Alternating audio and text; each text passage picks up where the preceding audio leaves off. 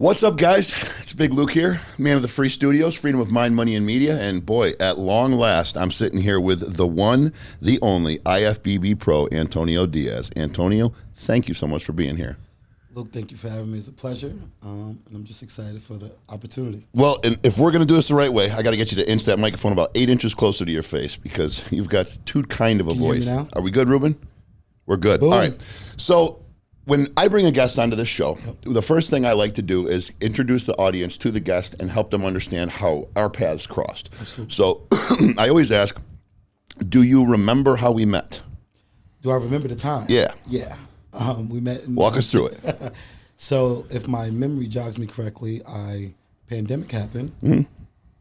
I can say this. Pandemic happened. Yeah. Gym shut down. It's open floor here, man. Few gyms were open. Yep. Rita just happened to allow us to come in there, me and the guys that I train with, and I saw you before you saw me, believe it or not. 'Cause I'm like, who's this big white dude? Like, what the heck? And I'm like, he must compete. I literally said that to Really? myself. Yeah. So either way, I was going to come up to you and ask you to compete, but we ended up meeting in there, and I remember the first time there was no engagement, and I think I came up to you. You came. We ended up talking somehow, but the whole group didn't end up talking. No. And we had literally one conversation, and it just took off from there. It took off from there. I was very intimidated because, I mean, we live in a day and age, and on the Man of the Free, it's a very safe place. Yeah. Whatever comes from the heart comes out in this show, and that's why I love doing this thing. So it was you and 2 or 3 other black dudes. Yeah, 3. No, it was more than that. Was it? It was Houston. About 4, almost 5 of us. It was like 4 or 5 of you, right? And I come in there, and I'm this big muscle-bound white dude, and I come in, and I'm like, and you never know, right? Because there's so much racial divide in this country that, you approach somebody of other color, and you're like, okay, are they like me where they really don't give 2 shits what the skin color is? They're more worried about what the merit of character is. Do they have kind of some reservations because of where they're from, and I just need to let them know, hey, listen, I'm friendly territory? Or do they hate white people? Are they one of the, are they just as racist? A black person as a white person can be racist. We can talk about that. But I remember just getting a cold shoulder. I remember seeing 4 or 5 very strong, proud black dudes, and I could just tell that you guys were doing your thing. And I threw some nods. I threw some smiles. I got a cold black wall. That's what I got. So I was like, okay, I'm not going to really try to walk down that path. So I just did my thing. I worked out or whatever. But I remember watching you, and I was like, God damn, this guy's got a physique, number one. Number 2, something about you moved differently than them. They were following, you were leading. That's kind of how I felt. I felt like they were all kind of just, every one of them acted like they were their own unit, which to some extent they are. Excuse me, but it was very obvious that you were the leader of the pack. And obviously you had the most developed physique. So I believe, and my memory is not strong, especially when it comes to things within the past couple of years after my drug usage. Excuse, just to keep it a buck. But I remember, I believe I approached you. I believe because I wanted to break the ice because it was obvious you were a talented guy. I think Rita told me that you compete, and I'm like, okay, if there's someone in my town and he's doing this, and I'm, we're kind of walking the same parallel as far as the physique thing is concerned. I at least want to know the guy. I want him to know that I'm a friend. I want him to know that that I'm good people. So I approached you. We got to talking, and the whole concern of racial divide was gone immediately once we started talking. And then I did ask you. I was like, hey man, what's the deal with your friends there? They're like, and you had said that they're just. That I looked like the typical white boy, probably coming from, a lightly racist background. And I remember thinking to myself, like, man, and this is just keeping it real. I remember thinking to myself, like, man, that's kind of slightly racist in and of itself that these people saw me and made a prediction without ever once shaking my hand. But I also, as I think any intelligent human being would, I understood. Right. You know what I mean? I understood. So what I want to do is familiarize these guys with the reasons that you're here, okay? Now, on my show, the people that I bring on this show are people of, that have merit, that bring value to my audience. Absolutely. I don't ever bring people on the show that I think are just, fun to talk to because we're looking for entertainment value. Although this show becomes entertaining a lot because we keep it real, it's not the overall goal of the show. Right. The goal of the show is to bring value to the average Joe, the average working class people who are interested in throwing gas on the little flame that burns inside them to try to become just that much better, right? So I brought you in here because you told me a hell of a story, okay? And before I delve too far into it on my own, why don't you tell the audience kind of what I'm referring to, the rough comeuppance of Antonio Diaz. What did it look like for you at a very young age, and then kind of what did we progress to? Right. So, I don't even know how we even got on that topic. That's crazy. I don't either. Must have been that transparent with you. But so I came from, I was given away as a child. I remember being 4 years old, being escorted down the street by some police officers. And I look up, I'm looking in the face of people that I never knew, but they would be taking care of me for the next 10 years of my life. But what people fail to realize was it was an opportunity, and I didn't go to foster care, right? However, I experienced, I was, just labeled in school as, learning disability. I was on Ritalin, I was in special ed, physically, emotionally, psychologically abused at home. Okay. And just went through a lot. I was kind of hopping around, and I wasn't stable for a while. Okay. But by the time I got 5, 6, I was pretty stable until I was 14. You're talking about these things before you even were 5 or 6 years old. Oh, no, I went through a lot early. Yeah, jumping around. Ruben, can we hear him okay? Okay, bring it a little closer. Jumping around because... There you go, perfect. My mother was a drug addict. Okay. My father was a drug addict. My father obviously was the reason my mother started using crack. Both of them were drug addicts and alcoholics, right? My mother, history on my mother's side is, she was in a mental institution when she was young. Her sister was too. They've been through a lot. Jeez. My grandmother was really old school. Okay. And she was on a reservation. My grandmother's a little, and she was raised during that time of beating is a way of disciplining you to get you to force you to listen to what I'm saying. Now, when you say on the reservation, you mean Native American, or she had her faculties about her? So my mother was West Cherokee. Okay. Like, you know what I mean? But interesting. My mother was West Cherokee. She went with somebody that was my color, got my mother, and she despised my mother because of her skin color. And my sister. Good Lord. Yeah. So my uncles are light skinned. My uncles are light skinned. My aunt and my mother, like my color. She despised them. So think about this. We talk about racism. Yeah. There was racism within racism. Jesus. You know what I mean? Yeah. So, and people don't understand, like, it's hard to be a person of color in your own circle. Okay. Because if you have hair like me, it's not straight, it's not like European features were somehow glorified. And if you didn't have it, you were that. It was backwards. So you're talking in a black family. Oh yeah, in a black European features are glorified. Yeah, listen. So if you got straight golden hair, if you got not even straight, like curly, you know what I mean, or a little, your hair's not nappy, right? Something other than traditional nappy black hair, right? And it blew my mind because it was like we didn't like my step grandmother. She was a little darker than you. Okay, she like hated white people. They're the devil. But she was in Virginia. They experienced real racism. That's incredible. And she hated, but I dated all type of people. She always respected them, right? Yeah. But you could tell she had some trauma that was not fixed within her. But anyway, going back to me, remember I'm saying step. I never met any of my grandparents. I never had the luxury to meet any of my grandparents. My father left out the picture, beat my mother because they told her that I wasn't his. He took a pipe, hit my mother across the head. They called the sheriff.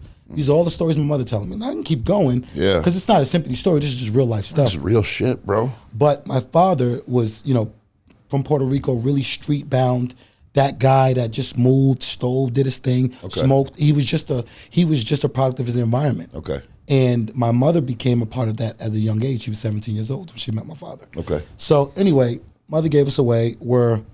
I'm now raised by someone who took care of me, and the crazy part about it was I hated it when I was growing up.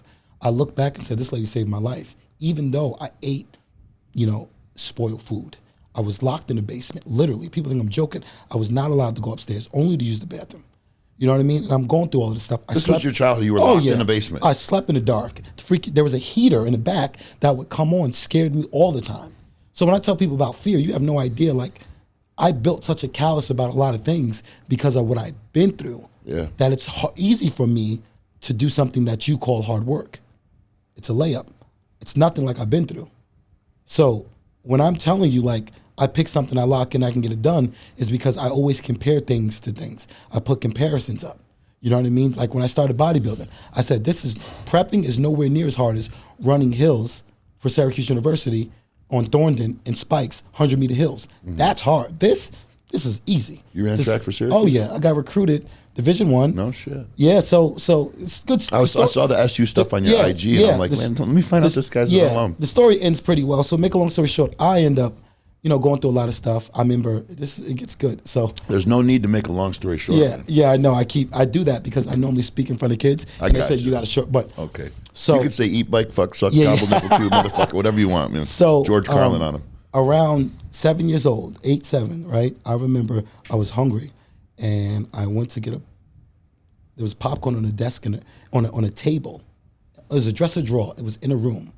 Now the lady that raised me, it was her son's room. It was the popcorn you pop in the microwave. Mm-hmm. I went in, I got a handful, I ate it. I didn't close the bag the right way. He came in there an hour later. Did you touch this? And I'm scared. And I'm like, no. He's like, did you touch this? I said, yeah. Took me down in the basement and literally beat me across the whole basement. He took me by the door, opened the door up, and was about to throw me out of the basement door. And her brother came downstairs and said, what are you doing? To him. So now I come upstairs, I'm sitting Indian style on the floor, black eye, and I'm just remember, asking myself like, I don't understand what I did wrong. Right? Jesus Christ. And the crazy part about it was I learned something from there. You know what I learned? Stealing is wrong, you should ask. I learned the hard way. Jesus Christ. But I took from there because I'm like, listen, I can't do anything about that, unfortunately. It took me till I was an adult to realize what I went through. Right. But that moment, I felt like it was God correcting me, like, I'm getting you prepared for something bigger. So, you want to be locked up like your brother? You want to do 16 years in prison? We're going to fix that right now. So I got hit with that and got beat brutally, right?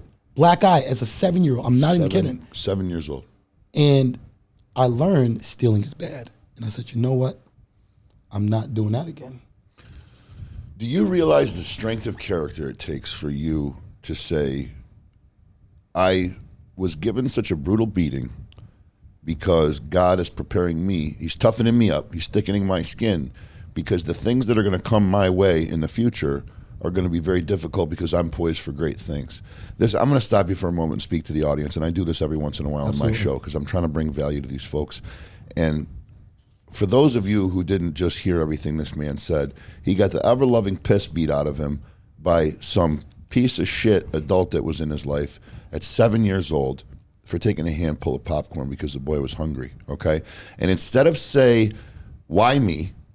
Instead of say, I'm going to go use drugs and numb this terrible pain that I have from childhood. Instead of say, I'm going to cry victim and go on public assistance because I meet the definition of mental illness due to what happened in my past. Instead of do all those things, this motherfucker said, I'm going to realize that what happened to me was just to toughen me up for what's about to come because I'm going to be great.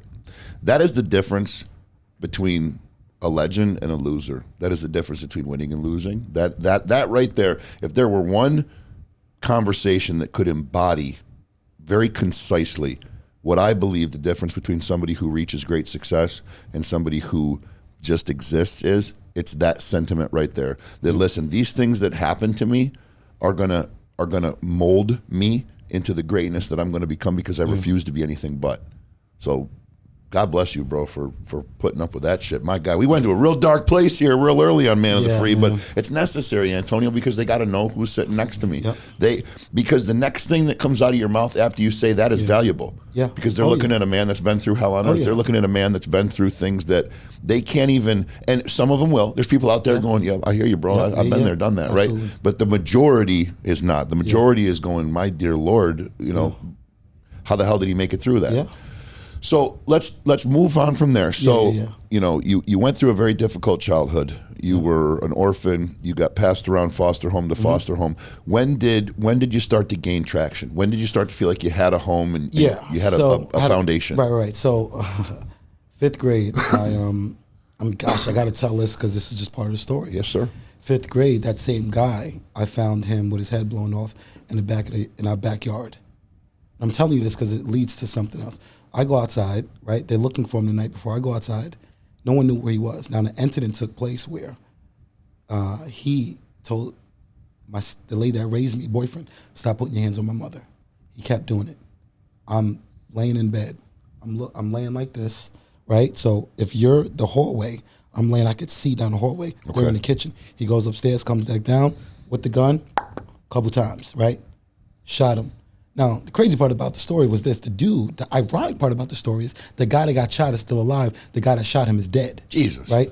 And what's even worse for that was I remember being in 5th grade and I had this rusty smell of blood for a long time, really traumatizing. And this guy ended up taking his own life. I found him, head blown off, right? So, the dude that smacked you around? Yeah. Shot his own self. Wow. Yeah, because he knew he was going to jail for that shooting. And I don't think he could cope with what was going on. So I'm in 5th grade. Now I'm going to school with all this. Now keep in mind, I was labeled learning disability. I have behavioral problems. I'm on Ritalin. You imagine why? Jesus. Special ed, all of this stuff, right? Yeah. I go to 5th grade. I meet a teacher. She was Canadian. Okay. 5th grade teacher. I remember we were acting up in school, and he was one of the disciplinaries walked in, right? Okay. And I told everybody, I said, listen, if you lock your feet around a chair, they can't take you out. You know what I mean? They can't take you out of class. And she was livid. And she started crying, right? Because you shared this information with other kids? Okay. Yeah. And now, why did you feel it necessary to share that with them? That's just me. Like, I'm just trying to help people. You know what I mean? You're just trying to help your fellow man. Yeah, like listen, if they're coming for you, lock them up. Listen, what's up? You either going to figure this out or you're going to be in detention. What we doing? We're going to stand our ground, right? Yeah. And again, you got to keep in mind, there's a lot you guys still don't know about what I went through. Okay. That just built this person where I could have been the head of the Bloods, Bloods, Crips, whatever type of gang. That's or what my mind's doing. Yeah. And by me doing that, she started crying. And for the first time in my life, besides the fact that I miss my mother, like all the time, I'm looking at this lady, and in my heart, I'm like, what is going on with me? Why do I even care that this lady's crying? Right. And she goes, you know better. That was wrong. And it was a turning point for me. Okay. Now, I was in person in needs of supervision, PENS, at a probation officer in 4th grade. I also had it in 5th grade. But she helped me to believe in myself. And by her just caring for me, if you do good, I'll take you to lunch. If you get this done, I'll do this. Wow. If you take your medicine, I'll do this for you. Right? Wow. And I said, I'm going to trust this lady. And because of that love that she showed me unconditionally, like, you're in special ed. This is what you should expect. Right? It changed me because she had high expectations from me. Mm-hmm. So I got off of PENS, right? I was going to the Civic Center. It was probation officer. I had a probation officer with other grown men sitting next to me waiting to see their probation officer. Yeah, it was the craziest thing ever. 5th grade, so what is that, 11 years old? 4th and 5th grade, yeah. Twice I was on there. Jesus. Kid said something about my mother. I was in like 5th grade. I just got off PENS. Kid said something about my mother, and he had HIV, and I just punched him across the table. Because I was raised, you ain't gonna talk about my family. Right, of course. It's not happening. Right. Man, I went to see the principal. He's like, yeah, it's over. I go to court, and they were about to lock me. They literally about to put me in a home. Literally about to put me away. And I said, if you please, I'm on Ritalin. It's hard for me to function. I said this, me. Okay. If you give me one more chance, I could do it. By the grace of God, he gave me one more chance. And this wasn't an advocate speaking on your behalf. This was you me. Speaking to a judge. I was with the lady that raised me. I'm literally going to court, Yep. and I told this guy, I'm like, Mr. Mandreski was a principal, and he was just like, I just can't do this no more. And I had my court date. I went. Because you beat the brakes off the dude. Oh, yeah. And he's like, we can't, you just got in too much trouble. So I go there. The guy's like, okay, you get one more chance. Crazy. You get one more chance. And I was already on PENS. He gave me one more chance, and I changed some things up. I started making a change. It was a shift. So now I'm performing better academically. Do you remember at that time what made you make that? Well, it was did the you fact just believe the guy that it was the last chance? I believe that there was somebody that did care for me, and I never got that. So it was that woman. And yeah, she made an impact. So when people talk about color, this lady's a white Canadian woman. Mm-hmm. When people talk about color, I really don't care about it. And it's not like I don't acknowledge what happened to people of color. Don't get it wrong. Of course. Because when I meet people out there that are still ignorant, it makes me sick. Mm-hmm. But I said, that's not the whole world. Right. I got too many examples in my life from people that cared for me. So through that, it caused a shift. So now I'm in middle school. I was still bad, but I wasn't terrible. Okay. And still in special ed. And I knew something was up because I was just academically outperforming him in special ed. I get done my work, I'm playing around. I'm just, man, it was just crazy. And I'm like, wait a minute, so you had extra time to fuck around and get in trouble because you were outperforming them academically? Yeah, I don't even know how. What a real ace group of teachers that labeled you as special needs, huh? Well, it's because of behavior from the behavior. It stems from the behavior. Now, keep in mind, though, I had a hard time reading. Okay. I had a hard time doing basic stuff, but I learned quick. Okay. And once they taught me, I somehow caught on to it and was able to. I'm like, what? I didn't even know. I just was like going along with the. So now I went to try out, in 7th grade, I went to try out for the lacrosse team. Okay. The black coach looked me in the face and said, get off my field. You are too bad. Try to come back next year. Tried that for the basketball team, got cut. Right? I'm like, yo, what is it about me that people hate? And I hated that. Yeah. Like, people despise, like, what is it? And I didn't like that feeling. So my teacher, who was also my coach, his name was Coach Laverty, he knew he had my brother. My brother was so smart, he locked everybody out of the computer in middle school. And teachers, everybody, locked everybody out. Craziest thing ever. It's the brother I went to jail for 16 years. Okay. And he's back in prison now. Crazy. Anyway, I meet Laverty. Laverty's my teacher in 7th grade, 8th grade. I said, Laverty, listen, I want to be in regular classes in high school. I'm tired of being in special ed. He said, if you do this, I could see what I can do. But he also pulled me and he said, listen, he went on the board. He said, you got two choices. You can take the path of your family and your brother, or you can create your own path. Literally, I vividly remember seeing it on a green chalkboard. He said, you choose. He wrote it down on a chalkboard? You choose. Okay. You choose. And he was also someone who believed in me, who let me travel with him to pick up the snack for our Friday movie days. And just, you can see that the care was there. Yeah. And that shifted something in me, man. And it's so crazy because it's like, why does that even matter? Like, really, that little bit you cared that much about, that's how vulnerable and much I needed love. That's all you had. It's like you take somebody that's walked through the desert for 3 days straight with no water, no nourishment, no nothing, and then you hand them a cap full of water. That's going to be the most valuable drink of water they ever had. But you had no compassion in your life. Absolutely. But listen, based on your theory, because I responded that way, why did 95% of the kids did not respond that way? I don't know if 95% of the kids had it as bad as you did. Oh, no, bro. But where I grew up, most of the kids that was in special ed came from tough households. Yeah. It was rare a kid was in Why do you think it was? You know, as cliche as this may sound, I think I was selected to do great things. I really do. Doesn't sound cliche. Because I look at my brother and I'm like, we got the same mother and the same father, but I never liked following people. I never liked the idea of fearing people, even though fear is a real thing. I never liked the idea of being a loser. I was so competitive. It was in me. I used to they used to make my brother and I fight when I was little. Make us fight. They used to make you fight? Make us fight. And my brother never would fight me back. But I was bigger than him. Okay. But he would never hit me back. So and again, I beat on him so many times. When we got older, he was afraid of me. Okay. Right? And I look back like, that's sad, man. Yeah, we could have a terrible relationship. But my brother, he would do anything for me. Yeah. You know, but he understood what we went through because he was older. So I look back and I say, man, that's ridiculous, right? So anyway, we're in the 8th grade, right? Yeah. And Coach Laverty, I talk to him to this day in Zapula, both of the teachers to this day. He said, listen, you pick. So I picked my own, right? I moved out of the house in 9th grade. And I moved with my friend, happened to be white. Okay. And I got every word in the book about white people, this and that, this, that, and that, you're running, and I'm just like. Meaning you caught shit from black people because you were staying with a white person. From my family. From your family. Yeah. Because I stayed, and they just happened to be white. It wasn't that they hated white, they just have to be part of the conversation. Right. You know what I mean? It could have been someone black, but it's like, okay, and you're with white people? Mm-hmm. You see what I'm saying? Cherry on top. So the crazy part was I never had my own room, right?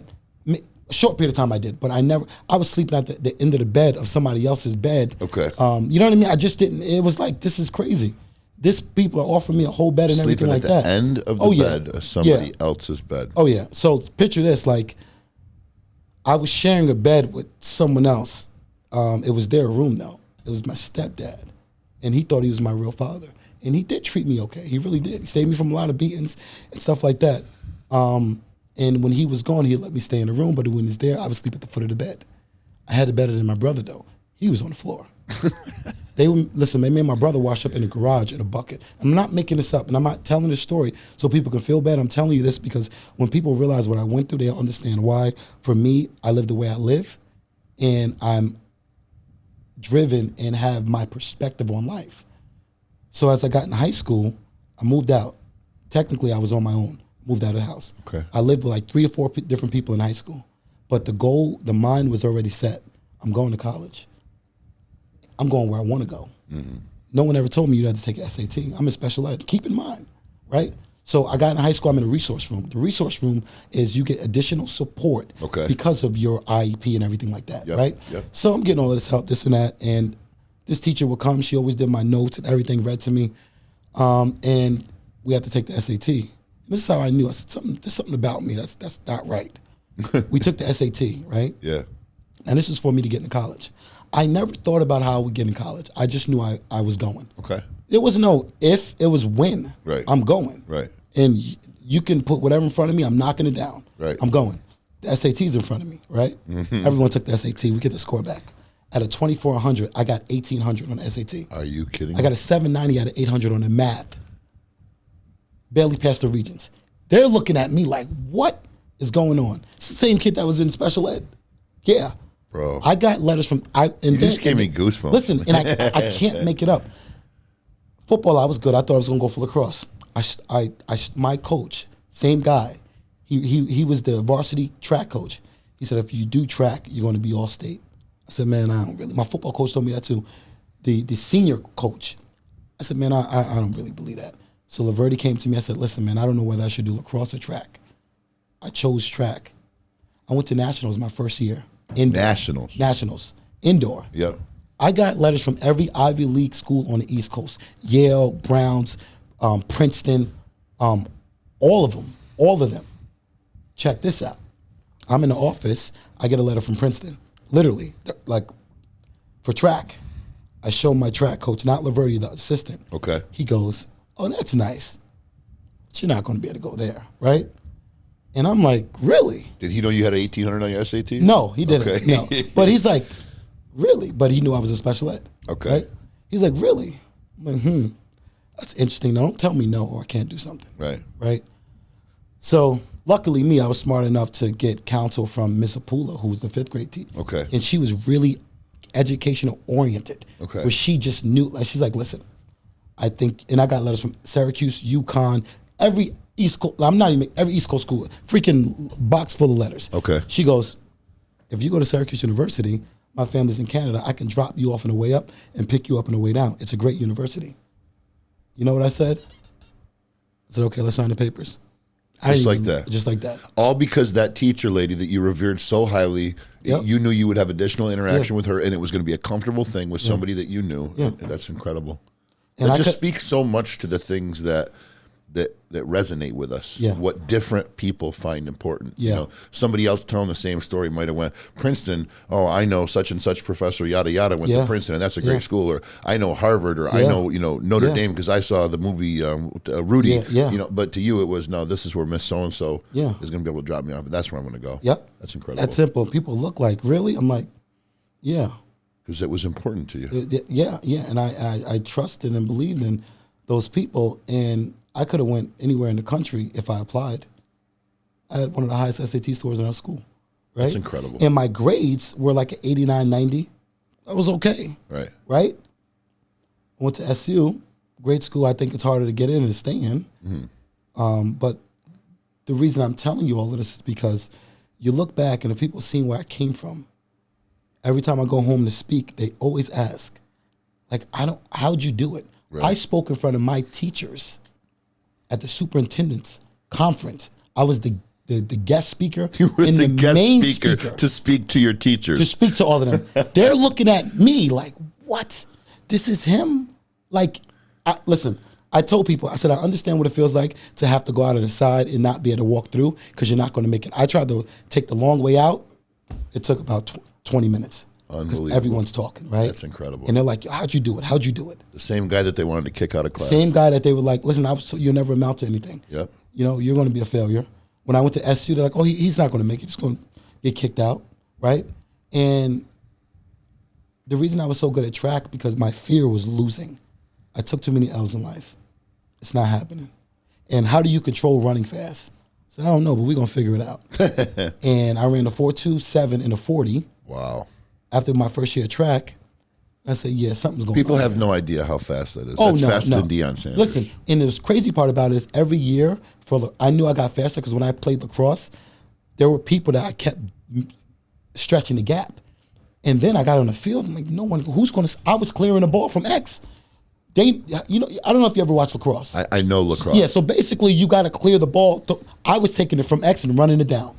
They couldn't, you can't, and they told me at hotbeds or Delaware, you can't teach speed. You can't. Right. And I wasn't the skilledest person because lacrosse was still new. Right. And I said, imagine if I had a mother, I had a father, they invested in my education and my athleticism. Yeah. I would be one of the best athletes in the world in students. And what you see now is just talent, man. Right. It's hard work there, but I think I was gifted. I do. Because I'm not supposed to be here. I'm not. No. I'm not. Well, that's a double-sided coin. You know what I mean? Well, all coins are double-sided. That's a double-edged sword. Because you could say that you had said that you felt that you were bound for greatness. You could say, I'm not supposed to be here. Yeah. I think what we mean by that is based on the circunstances that you had growing up. Yes. Yeah. I want to make sure the audience the adversity based on what I went through. You shouldn't be here. On paper. Yeah. There's no way. It doesn't add up. No, the graph goes right straight down into the doldrums. Oh, yeah. Based 100%. on statistics, surveys, research, experience. Yep. Most people don't make it. Now, let me ask you this, Antonio. What quality is it of yours that you believe got you from that place to here?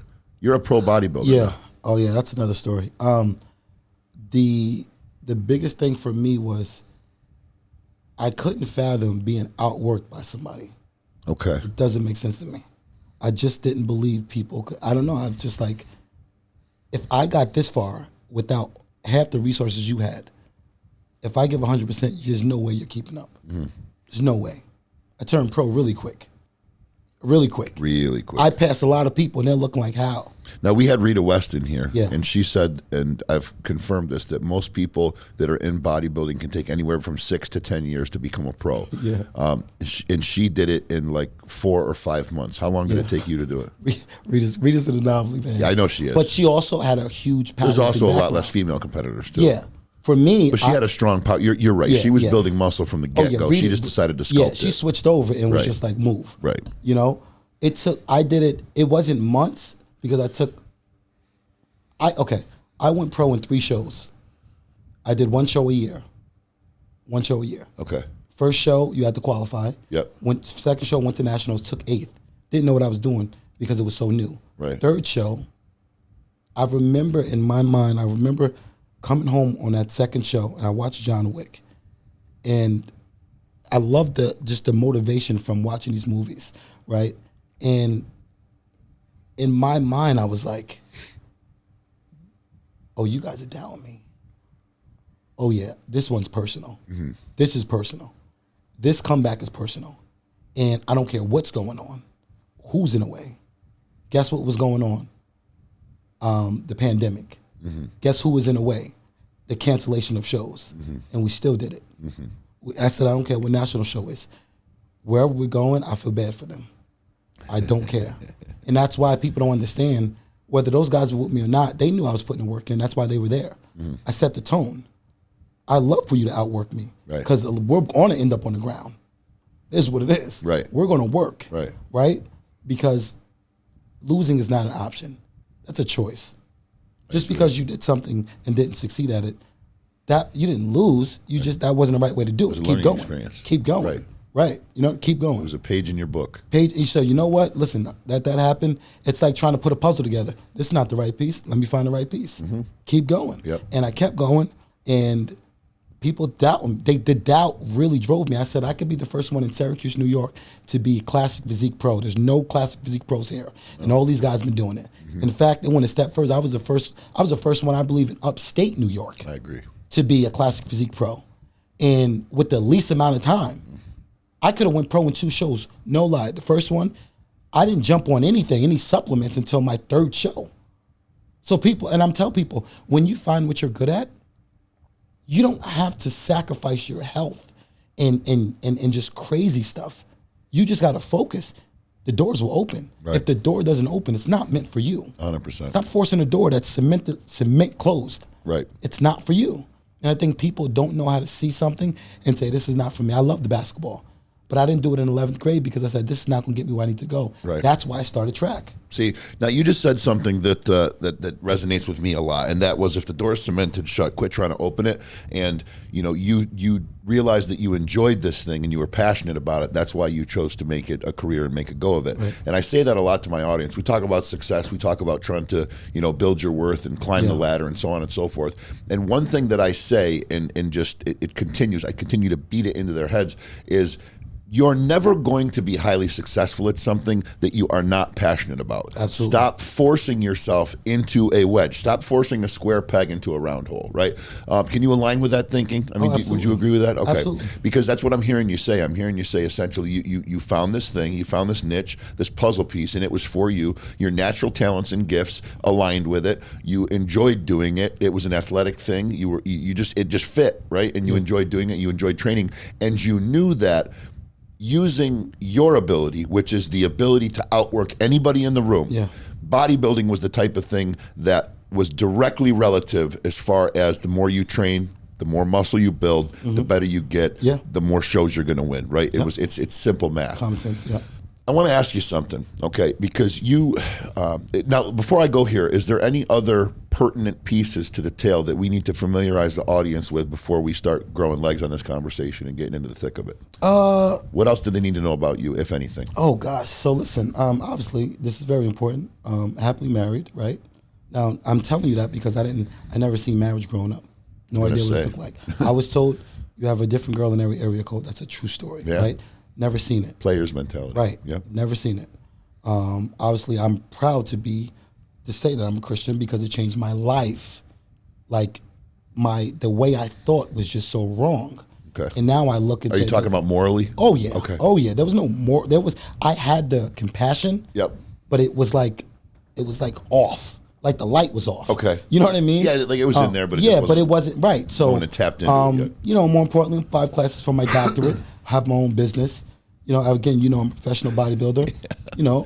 Happily married. Have 3 kids, 1 more on the way. It's quite a resume, right? Mr. Special Ed. Yeah. And that's what I'm saying. And I'm that guy that had an IEP that was labeled special ed that was on Ritalin. Yep. Started cheeking meds because I realized this is messing me up. Explain what cheeking meds is. My felons out there know what that is. The rest don't. So I don't know how this happened, but I somehow found a way to take the pill and legitimately I would drink the water first. I would put the pill literally in my throat. I don't know, here, like, and then walk out, cough it back up, put it in my pocket. This was the narcotic stimulant amphetamine Ritalin that they were giving the 7-year-old child. That they banned. Yeah.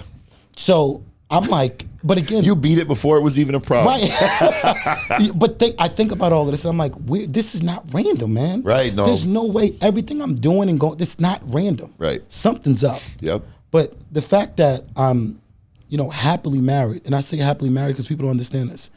I'm not saying like, oh, we have flowers and rose petals and this and that. We figured it out, and I've been through a divorce. Yeah. I did it myself. Oh, have you really? Oh, listen. Okay. I did the divorce. That's you mean like didn't have a lawyer? Yeah, so I did the papers myself. Okay. It was $10,000. I said, I'll figure this out. Right. And I figured it out. And I did the papers because being a Christian, I was afraid to get divorced, but I was being abused physically and mentally.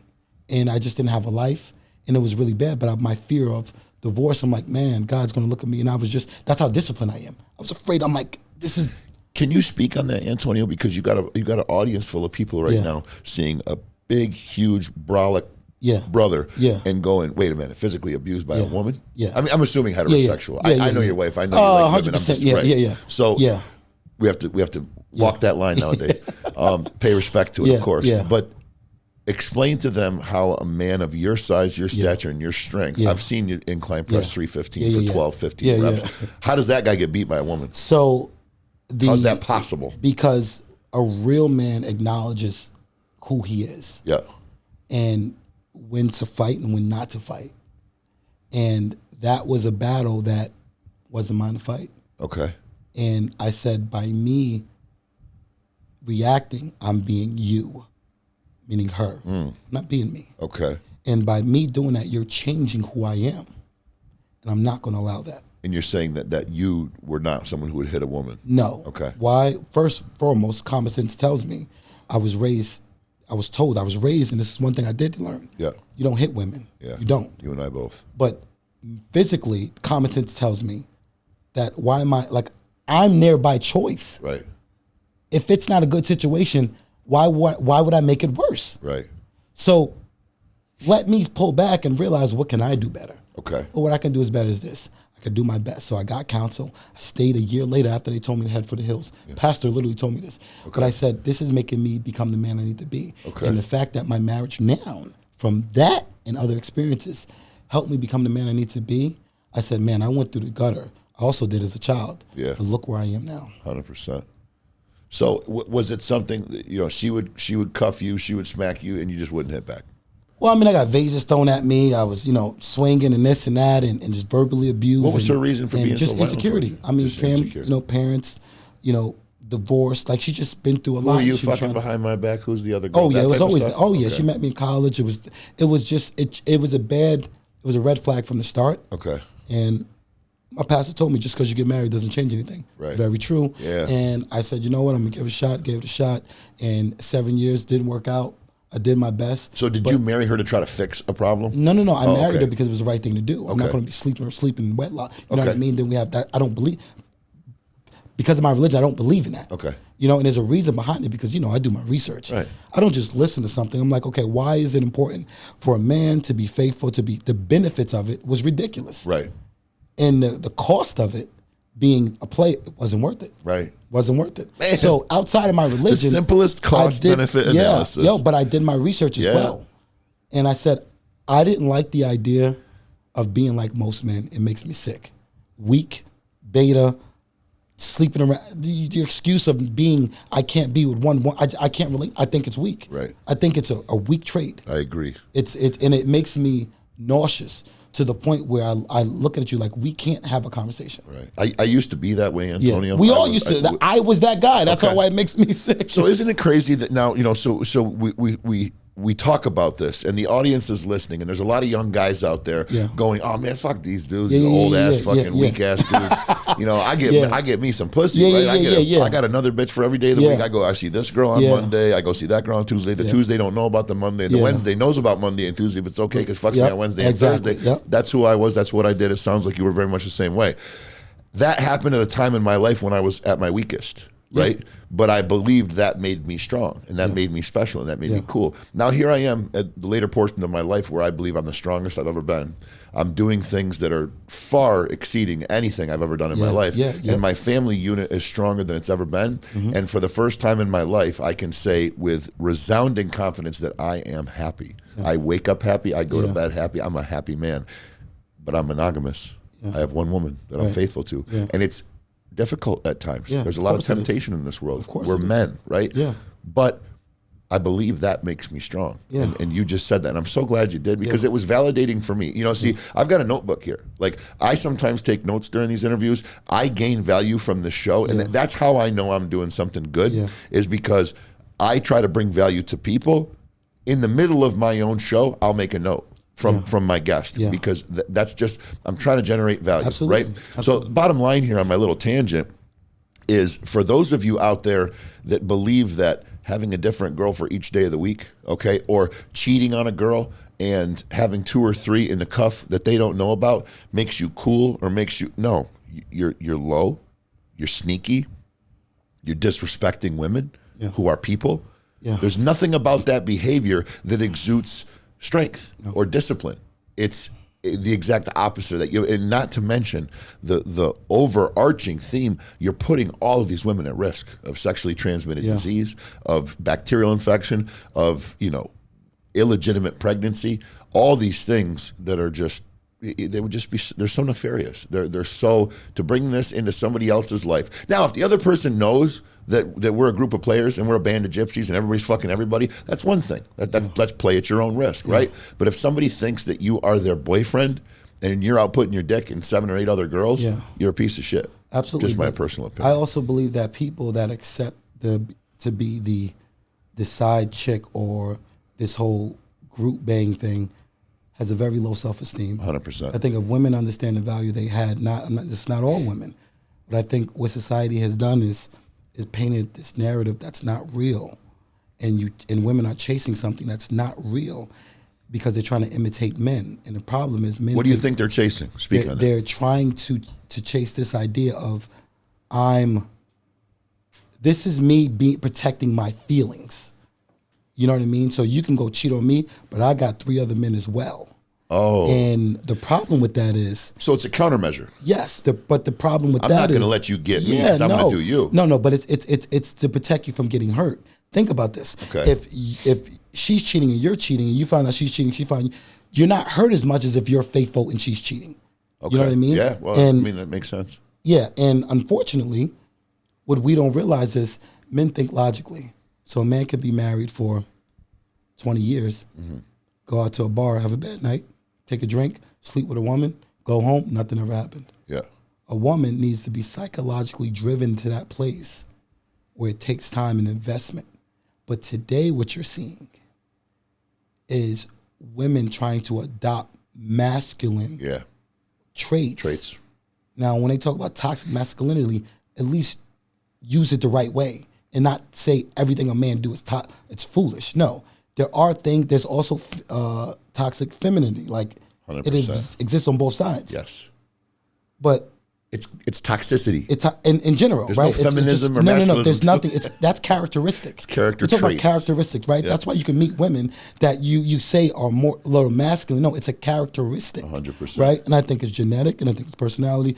But to go on to what we're talking about, it's this idea of me trying to hide my feelings and not get hurt and not be vulnerable because I got in a situation in which I got hurt and I don't want to be like that again. Yep. So I'm going to play this player's card. And when you live in a society that anything goes, the problem with that is no one's ever happy. Now you're living amongst chaos. Yep. So the people that are doing the right thing are looking back and sitting and like, look at this uncivilized civilization just doing whatever. They're volatile. Yes. Yeah. And it's like, what's going on here? You know what I mean? But for me, I use a lot of other examples to not do these things. Okay. And one of them was most men cheat. That's not me. Bottom line. Right. And I look at that as a man that's not disciplined and have no structure. You're a weak individual. 100%.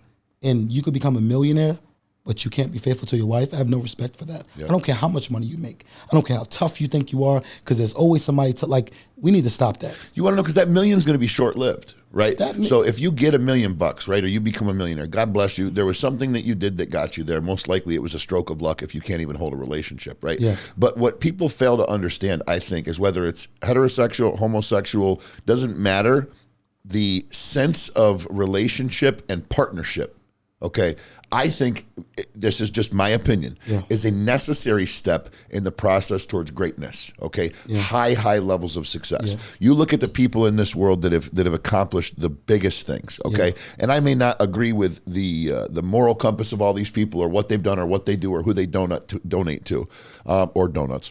But what I'm going to say is I pay credit where it's due, okay? People like Bill and Melinda Gates, okay? People like, the Clintons. All right. Now, again, I'm not saying I like these people. I'm just speaking on people who have achieved incredible levels of success. There's usually a pair or there's usually a partnership, right?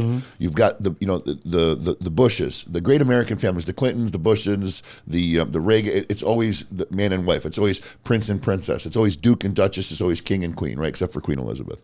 But excuse me, for a long reign. What I'm trying to say is, and I'll keep it on the I. Myself personally, I've always been motivated. I've always been driven. I was not able to accomplish the depth of what I would be capable of until later on in my life when I beat drug addiction. But in these past, let's say, 8 years, everything got exponentially better and started to progress in a snowball effect fashion the minute I met the woman who is now my wife. Because this person immediately showed me undying support. Right?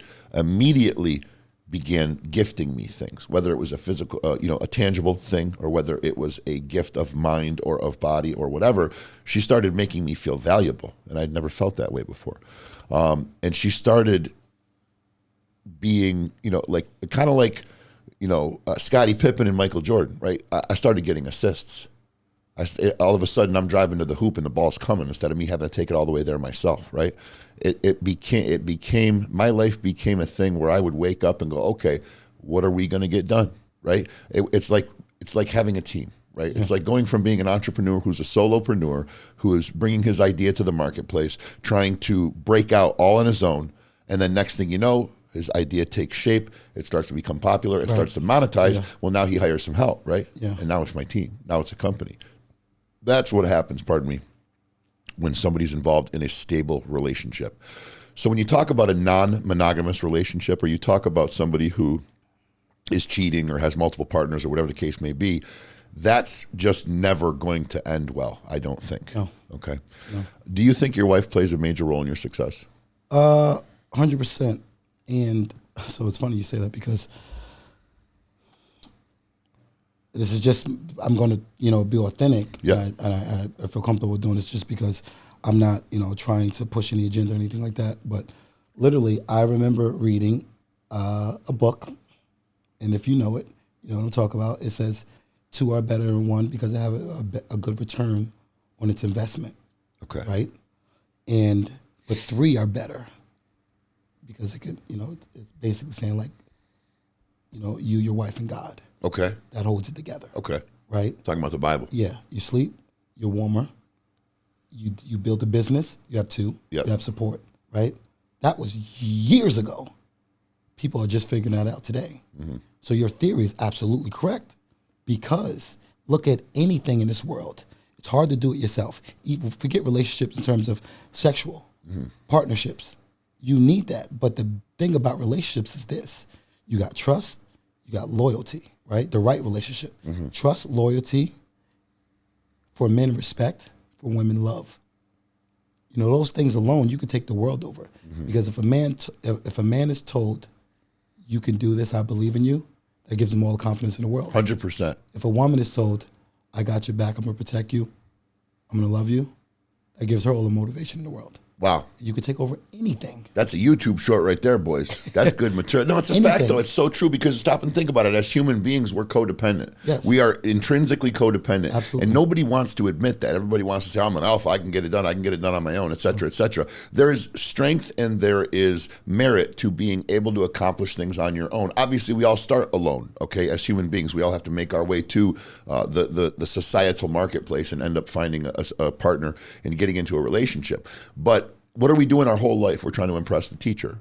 We're trying to impress our friend. We're trying to impress other people.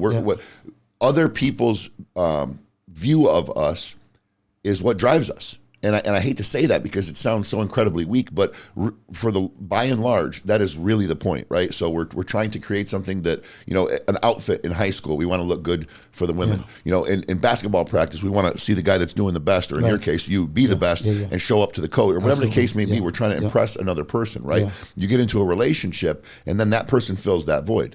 I believe in you.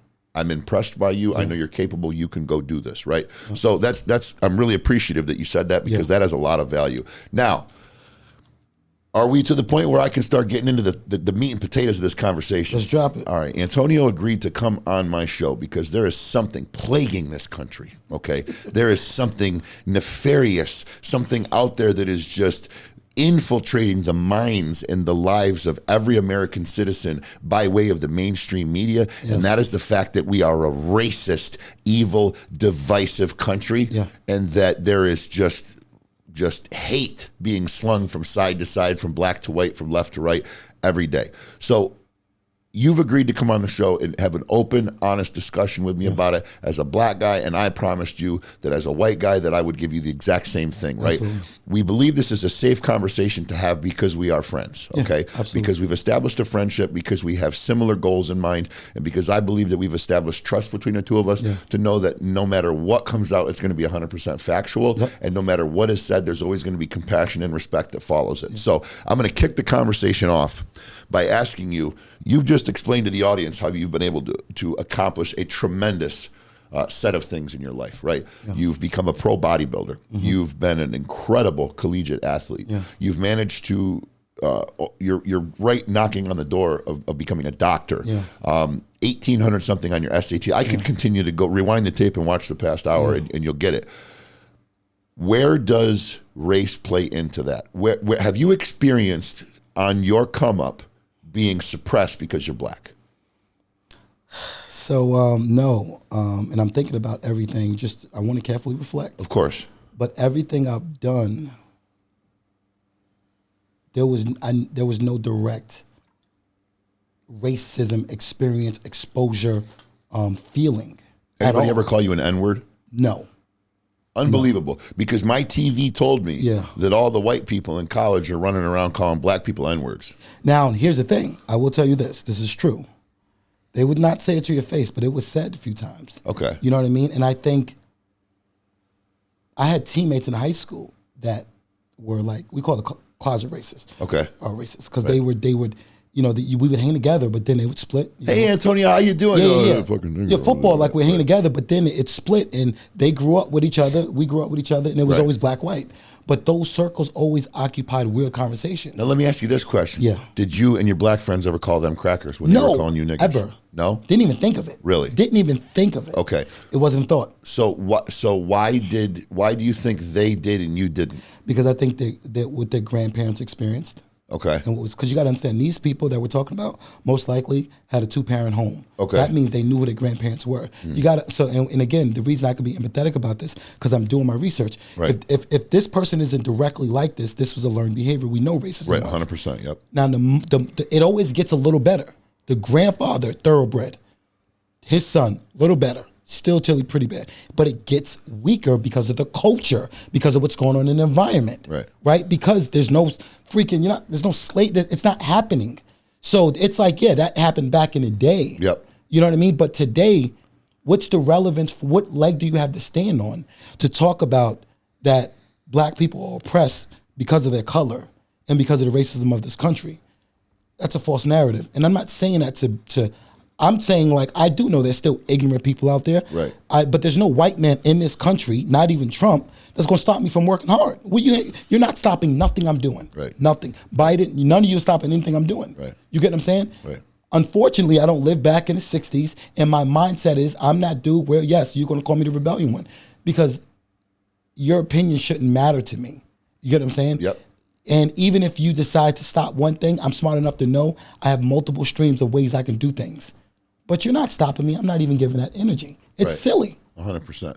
Now, see, that's interesting to me because you just said that, you witnessed closet racists, right? Where to your face, they would behave one way. Yeah. They would walk away from you, get amongst a group of friends and behave a different way, okay? Yeah. Then I asked you if you, and of course you're being honest with me, went back to your friends and then made a racial comment about the white guys. Yeah. And it basically meaning, was it happening on both sides? We were just, one was calling the other a closet racist. Yeah.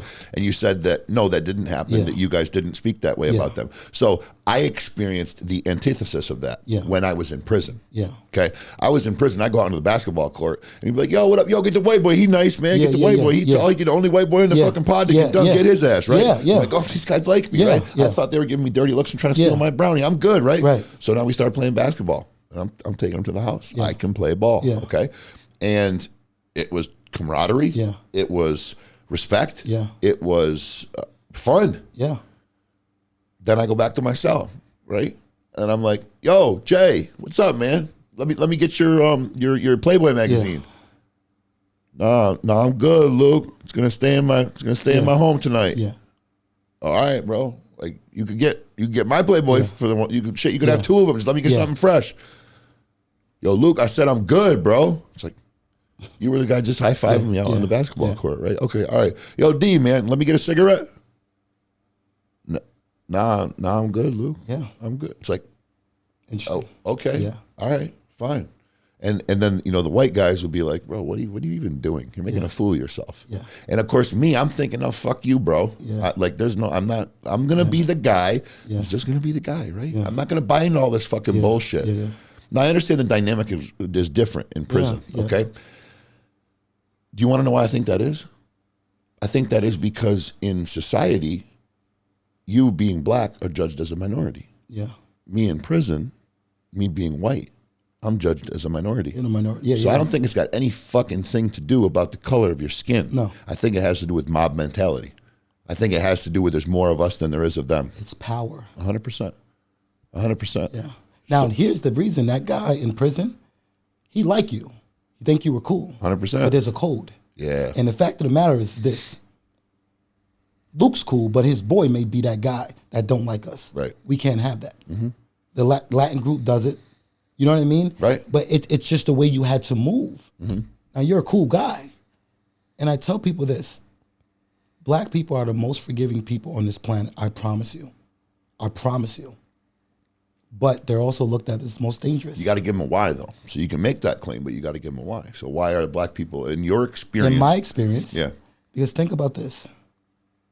The people I meet in the South that really had grandparents that experienced these, that's their only experience. Right. Just like on the white side, their only experience was, listen, you were a slave. Right. Like, this is what these people did, and you are marrying a white girl.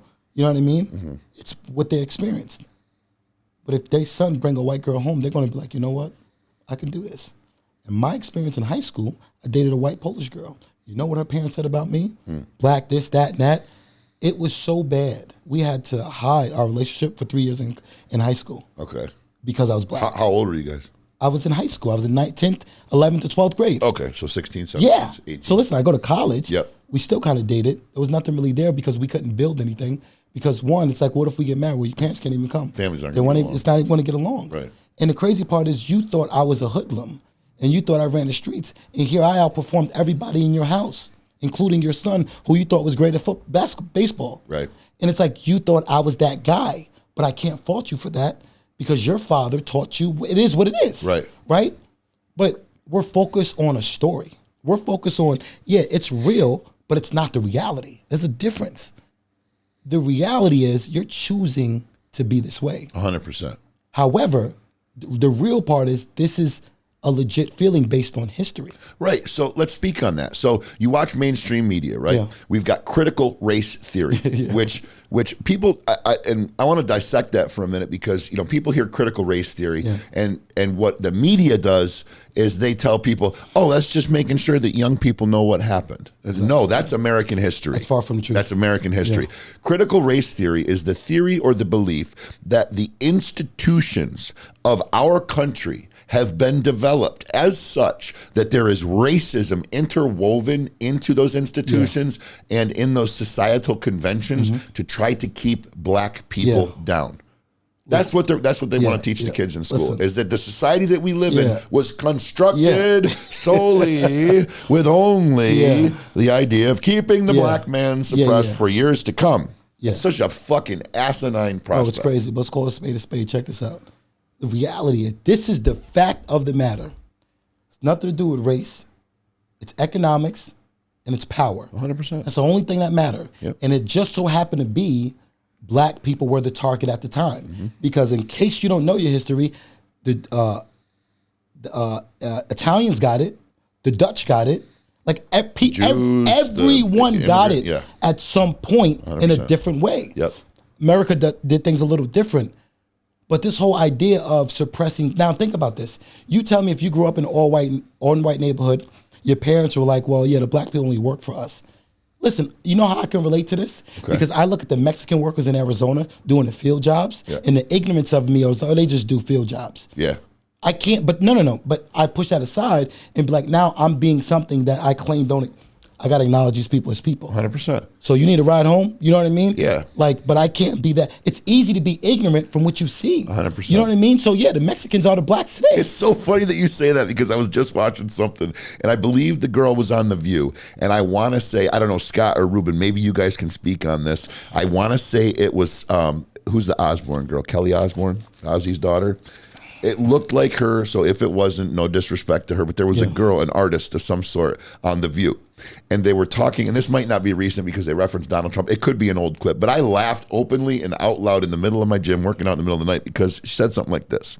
She said something like, you want to take all the Mexican immigrants, Mr. Trump, and send them back to Mexico? Well, then who's going to clean your toilets and do your gardening? Duh. Yeah. And I'm thinking, And all of them went, no. Yeah, you like, tripped. no. Yeah.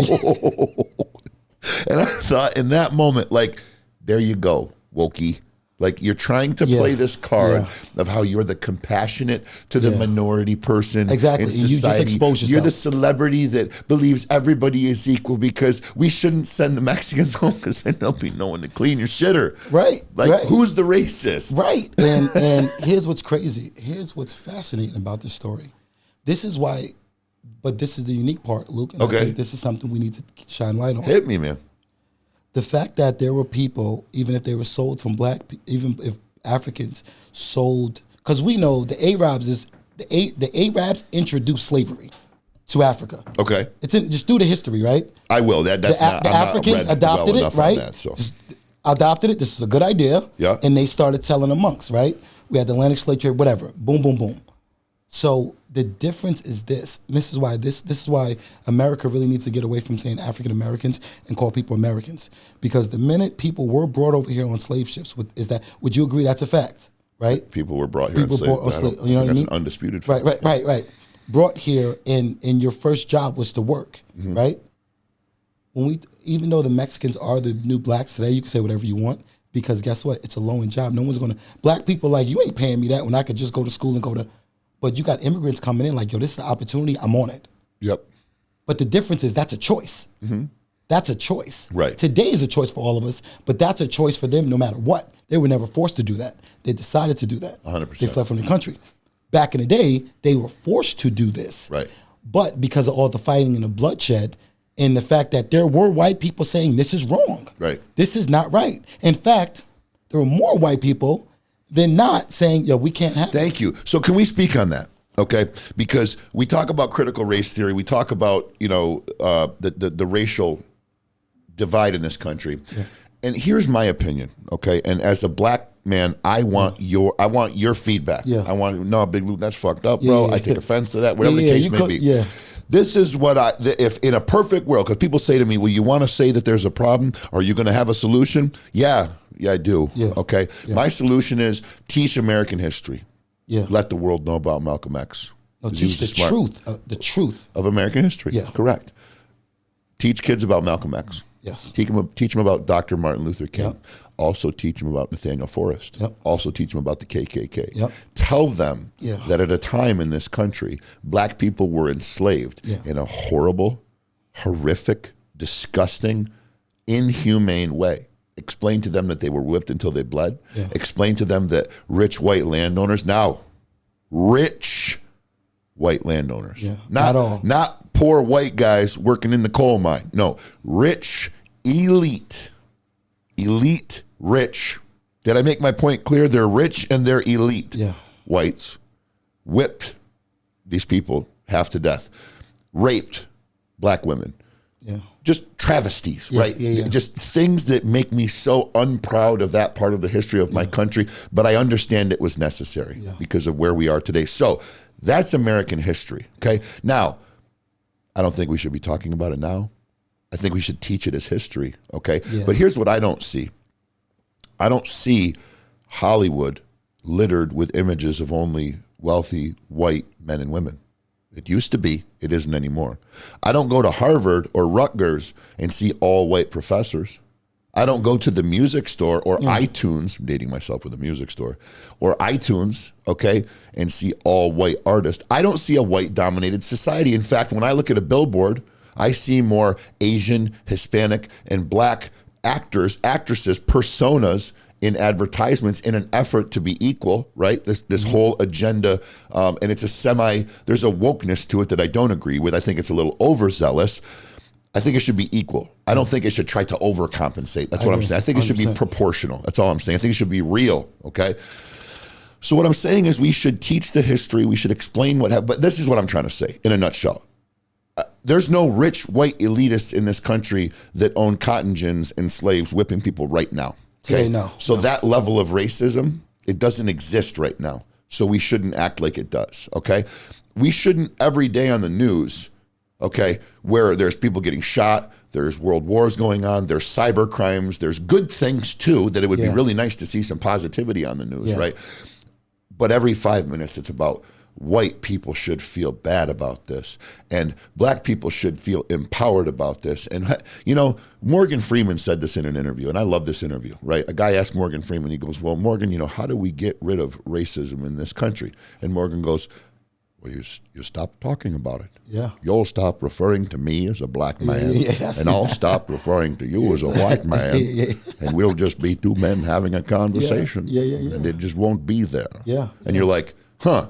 Simple. And then they talk to Wheezy, and Wayne says, you know, they wouldn't want me to answer that question, man. And he says, why not? I said, because when I go to a concert and I open the curtains, I see 1 million white kids singing my songs, man, and I took it as a sign that there was no such thing as racism, right? And then you go to Denzel Washington, and you said, Denzel, obviously black people are oppressed in this country. Obviously, and he says, no, bullshit, man. There's no black fathers in the homes. That's the problem. It's fatherlessness, okay?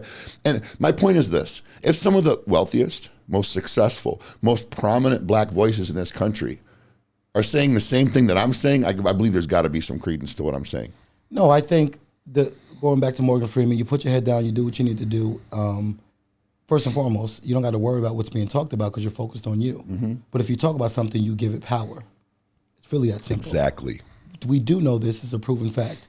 If you look at, now here's the thing, it's hard because there's some truth to people were afraid. White people were afraid that black people, the ones that were rich, were afraid that the slaves were waking up. So they're like, yo, what's another way? Because we're losing our money. It has nothing to do with racism. We need workers. Reality. So now you create this thing, you know, welfare, Section 8. You know, if the husband leaves the house, this was offered to all people. This is really smart. So you're talking about the incentivization of welfare and getting the father out of the home. Yeah, check this out. Candace Owens speaks a lot on this. If the husband leave the house, will basically give you a stipend, right? Everybody was offered that, but everybody didn't need it. Most of the white people were pretty stable, right? So it was these people that lived in the section, the income-based homes. Like, yo, we need, this is great. Husband's barely even, so you tell me if he leaves, I'm good, right? And you can look at that as a sense of racism, but how's that racism if it's a choice, Luke? It's a choice. You're making my argument. But what's scary is this. You don't know what you don't know. If the black men knew what I knew today, they would have stayed. So what about, I just think it's wordplay, it's manipulation. 100%. Right? But at the end of the day, it blows my mind how we're stuck on racism when it doesn't make any sense today. And they always switch the narrative. Now it's like, oh, well, the Jewish people own this and that. It's like, oh, now you're switching the narrative. Now it's the anti-Semitism. But that's what I'm saying. Right. It's switching the narrative. Yep. You know what I mean? And I'm like, what you're doing is continuing to stir up turmoil so that people don't get along, so that you can push an agenda. Yep. You know who's the only racist people in this country? The government. You want to know why? Because they can shut our whole they can shut whatever they want down. 100%. You see what happened with COVID? I see. I would agree and disagree a little. I would say yes, I believe about the strength of the government, but I would say it's more the strength of the media. No, media can shut it down. Right. Who controls the media? Listen. I could say it's the other way around. The media controls the government. That's what I would say. Absolutely not, because at the end of the day, right, money will buy 90% of people that don't stand for nothing. And the government has an unlimited amount of it. They can do whatever they want. They can raise taxes on whatever they want, and they can move how they want. So you take a guy like Elon Musk, who just brought Twitter, right? Yep. He has the money for it, right? Yeah. But if they change the rules of the game, now Twitter's not what Twitter used to be, because the government changed the rules of the game. So no, I got to disagree with you there. That's not the case. No, Twitter's not what it used to be because the media. Right, but the media but who's the media controlled by? I believe the elite. I believe, and I'm not going conspiracy theories. No, that's my point. Who is the elite? The wealthiest people in the world. Who are the wealthiest people in this world? Not the president and the speaker of the House. I'm not talking. The government is not the. When I mean government, I don't mean the president. Okay. I mean the people that make the big decisions. Which would not be government officials. They would be the elite. Right, but they're closest to those elite than anyone else. Oh, I don't disagree with that. It's like puppet strings. But that's my point. What I'm saying is, it's not. When you say, we got to be careful. We have an audience, so we have to be very careful how we articulate what we're saying. So what I am saying is that you made a comment about Twitter. Yeah. Okay.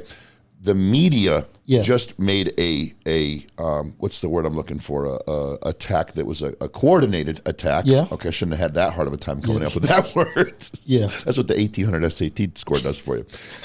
A coordinated attack against Elon Musk, right? Oh, it's an anti-Semite platform. Oh, I know. Yeah. Oh, it's Elon Musk is just a crybaby billionaire. Yeah. They're attacking free speech. Yeah. The man literally spent $44 billion of his hard-earned money to buy a platform so he could go, hang on, censorship off, accounts reinstated. Yeah. Do your thing. Yeah. By the way, pay $8 for your blue check mark. Not a big deal. Yeah. Because these are people paying, $60,000 for their Teslas and however much lobbyist money they're taking, and they're worried about $8. It's whatever the narrative flavor of the week is, right? So what I'm saying is that the media has the ability to shut down anything. Yes. If the media, yes and no. Okay, I would say this, and I'm not overly fond of the guy. I'm fond of what he's done for himself. But a guy like Andrew Tate, are you familiar with Andrew Tate? Very familiar with There's a guy who's found a way to an extent to beat the media. Yeah. He's still in my thread. Yeah. He's still in my feed. He's on everybody else's goddamn show, but they shut his shit down. Yeah. But he speaks about a coordinated attack. The minute he crossed the line and he started basically flexing his muscles and saying, I'm Andrew Tate, you can't fucking shut me down, fuck you, that just got too loud. They went, boom. Next thing you know, Twitter account shut down. Yeah. His Square, his credit card reader account shut down. Uber, he just shut down. His Uber, his Twitter, his Facebook, his everything. He didn't exist anymore. Yeah. Now he did see. This is where the genius of an entrepreneur and a hustler comes into play. And again, I think if me and Andrew Tate sat down, we'd agree on a lot of things. Yeah. We'd also disagree on a lot of things. I think he's a little bit of he's on point. No, the dude's on point though. He's on point. But he's extremist, I think. I think Andrew Tate, if you really peeled back the layers of the onion, you would find a guy that's a little insecure, okay? You would find a guy that, because Antonio, what I've found in my years is what you project, as your reality is the opposite of what your reality is. Look at me. Look at me. Look at me, okay? I am one of the most self-conscious people in the world with the lowest self-esteem. You look at me, I'm white. I'm middle class. I'm middle aged. I'm 6'4", 270 pounds, muscle bound on a TV show, bomb with my car dealers from day. But in reality, in my head, every morning I wake up, okay, I got to get better today because I'm just not enough, right? My point is, Andrew Tate, he comes across as, I'm the badass, I'll kick your ass, I won't be stopped, and I'll do whatever I goddamn want to, and I'll call my wife a bitch, and I'll slap her down if she does. It's like, bro, just shh for a second. You're a great kickboxer. You're a hell of a businessman. Okay, but to go and show us how many Bugattis, the way he talks too, I don't know what that accent is. But he's from he has a little slang tone. It just there's certain words like instead of Bugatti, his vernacular, his dialect is 100%. And no, if you're Andrew Tate or if you're a fan of Andrew Tate, no shade. No, the dude's smart. He's very smart. What have we said? He's smart. He's articulate. All I'm saying is, Andrew Tate is riding a social media wave, and he's playing the keyboard correctly. But I think if you really cut the guy down, I think he's a guy that's trying to impress his father. I think he's a guy that's trying to establish what his footing what his footing is and where his worth is in this world. And I think he's scared shitless. Okay. I'm scared shitless. Let's keep it a buck, right? I'm not sitting here throwing shade. I'm scared shitless. I wake up every day going, man, today could be the day that no one shows up and buys a car at CNY drives. Today could be the day that ADK calls me up and says, Luke, I thought about it again, man, a racial discussion with a white boy on a TV show with an American flag in the back. Not for me, right? So my point is, I don't even remember where the fuck I was going with this. So we were talking about, so listen, because I think it's important, you made a good point. I want to clear it up. So we talk about the stem from the government conversation. And I think this is important. The point I was trying to make with the Andrew Tate thing is just that the media can shut you down in a moment. The government can't. The government can't get on TV and say you can't do this anymore because then it's communism. Check this out. This is why I say government. Here's my point. Sure. Kanye West. Check this out. Forget being kicked off of Twitter. I've been following Kanye closely. Yeah, forget being kicked off Twitter. Kanye West woke up and checked his bank account, and he owed a ridiculous amount of money in taxes out of nowhere, to the point where he couldn't even take money out, I believe. Right? Yep. Is that media? How did that happen? Okay, that would, well, I mean, I'm assuming it would be government intervention and a tax lien. So what I'm saying is this. The reason Andrew Tate still made his moves, because one, they can say, Luke, I don't want you on another talk show again. Here's the unfortunate part about that. You know too many people where your face is going to pop up at some point. Right. It's hard. It's too much, because if they try to stop you, they're going to have to shut other people down. Wait, what if I don't have a tax lien? What if I don't have an income from Adidas? They'll find another way. What way would you say? I personally believe that because I think that Kanye set himself up for that. If there's a caveat in a contract that allows them to do that, that's on him. Right. But also, I think they can change the rules of the game. Not the law. I think they can change the rules of the game and make it a little bit more difficult. I do. I think the government has a lot of power. And I think if our government, because first of all, how in the world does the government know more about us when it's supposed to be the other way around? We're supposed to be private and know everything about the government. Well, because everybody allows this thing right here to measure and check everything you do. When they turn it on, they hit the little button that says accept.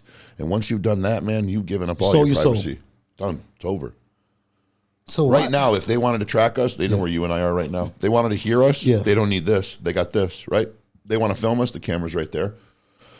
You accepted those terms of service that says your app can, from time to time, collect diagnostic data, and they want to diagnose something, they're going to do it.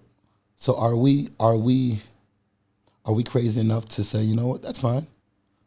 Or is it, because I'm extreme innocent when it comes to this. I think my freedom is important.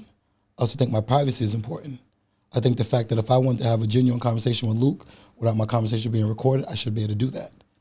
But I don't like the feeling that I have an eye over my shoulder 24/7. Now I get it, right? But I just think that's too much power. I agree with you wholeheartedly. I'm saying people. It's not the people. Right. I speak to too many people to believe that the reason this country is still racist is because of the people. Right. The social media plays a major role in it. But before social media, the racism was still there. It was still there before we had access like this, before all of this crazy stuff was going on, before black and white TVs. Can I just interrupt there? Because I agree and disagree with that. I believe that before the phones, racism was there. I feel like we went through this pattern where we had slavery. Then we had, the Underground Railroad. We had the emancipation. We progressed in this way. Yes, that got us through that into the civil rights movement, into affirmative action, and it's been a progression, right? And then we got somewhere in between. I believe the early to mid '80s, and the early 2000s for a 20-year period where I, as a young man growing up in this country, racism was just not. I mean, you had Rodney King, and there was a big uproar because of an isolated incident, and then the lull came again, and it was like there was nothing else. It was like you had racists that were people who learned that behavior from their parents, and they were these obscure figures that you were like, that's not cool, right?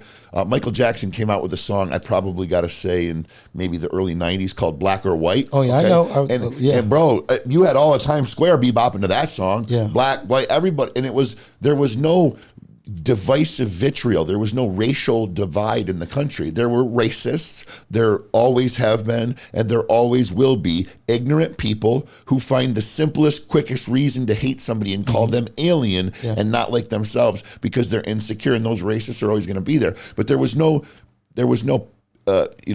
epidemic of racism in our country. Okay. Yeah. And then I feel like something happened where they went, well, we gotta recreate this problem, man. We gotta victimize somebody, right? Because we need votes, okay? Yeah. And I think that it was a political thing, okay? But I'll stay away from that. What I'm gonna do is just tell you where I saw this thing go. From the age of me being, cognitively able, 5-6 years old, as long back as I can remember, up until me being about 32, 33. I don't ever remember there being such a large racial discussion in media and in the news, okay? In the past 5 years, I have seen nothing but overwhelming talk of white privilege and racism. And it's right around the pandemic, pre-pandemic, through the pandemic, right? Black Lives Matter. I don't ever remember seeing somebody with a Black Lives Matter t-shirt on when I was younger, right? All of a sudden, out of nowhere, we got white people are bad. Black people are oppressed. There's terrible divisive racism everywhere. We need critical race theory. So my question, I guess, would be this. Where did that come from? Do you agree or disagree with the time frame I'm giving? So I definitely hear your point, and I definitely agree with the fact that it has been. Do you agree that it went away for a while? No. I don't know because, again, I think that during the time you're talking about, it was not as bad in terms of, what I see today in terms of this in your face, I see a distraction. Right. I literally that's see that's what I'm saying. I don't see like the 80s racism. I don't see that. You know what I mean? Where it's like, or the 60s where the segregated. I don't see that. Right. What I see today is a distraction to push a certain agenda.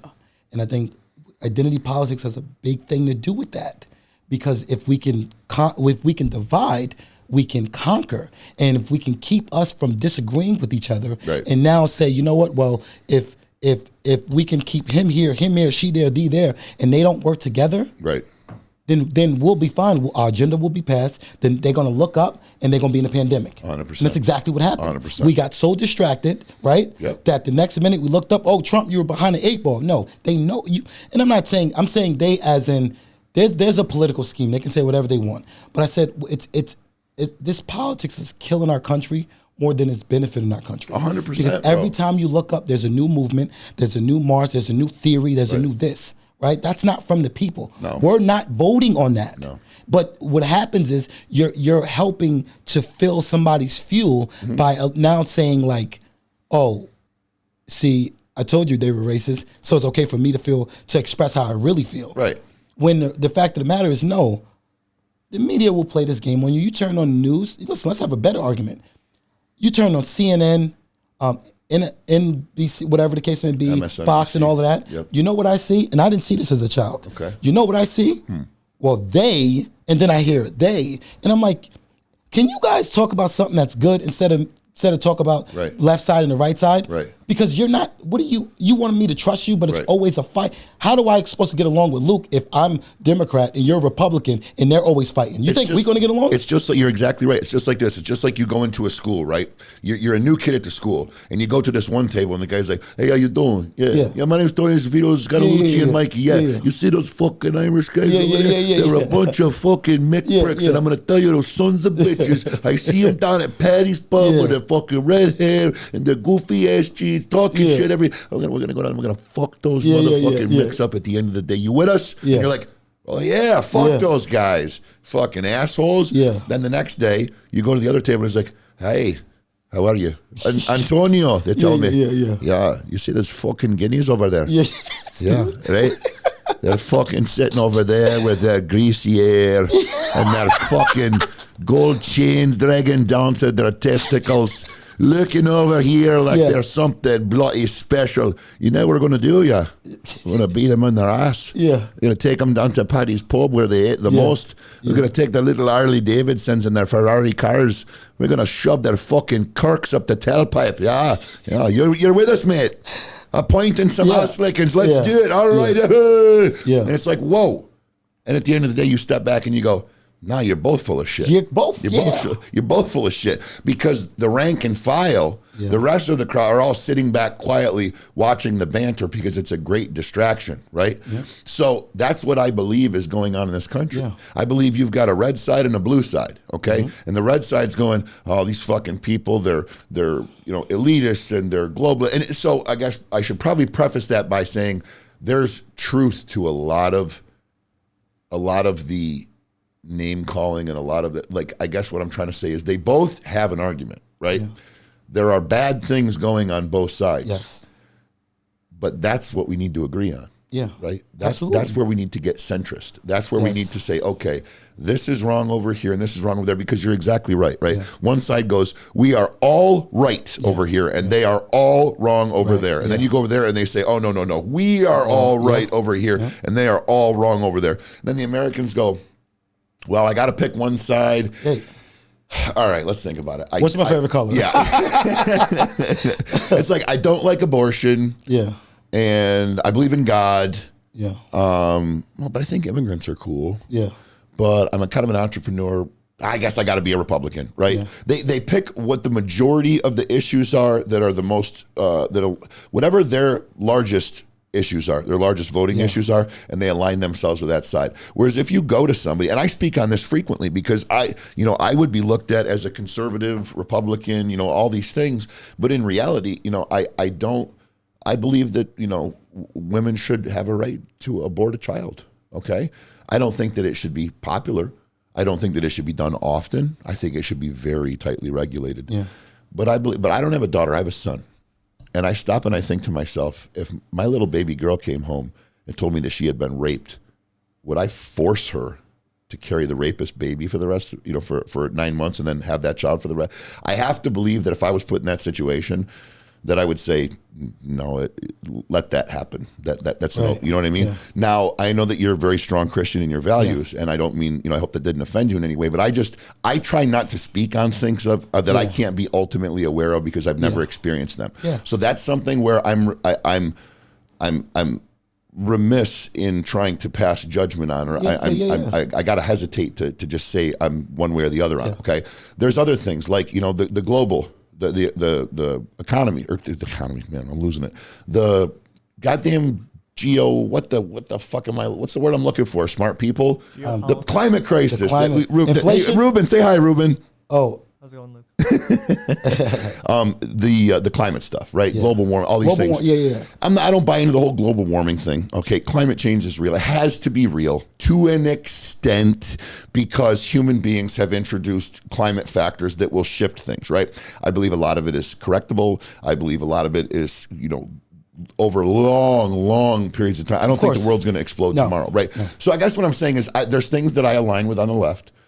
There's things that I align with on the right, probably more things on the right just because I'm a little bit more traditional and conservative, but I by no means have divisively one way or the other, right? I don't think that all leftists, liberals, Democrats, fuck those guys. No, because there's just too many that I've met that are good people, that have intelligent ways of thinking. The two-party system to me is a part of the reason that we have racial issues in this country. That in and of itself, let's dissect that right there, right? Where's our political systems in this country? Well, they're one color or the other. Yeah. They're blue or they're red. They're red.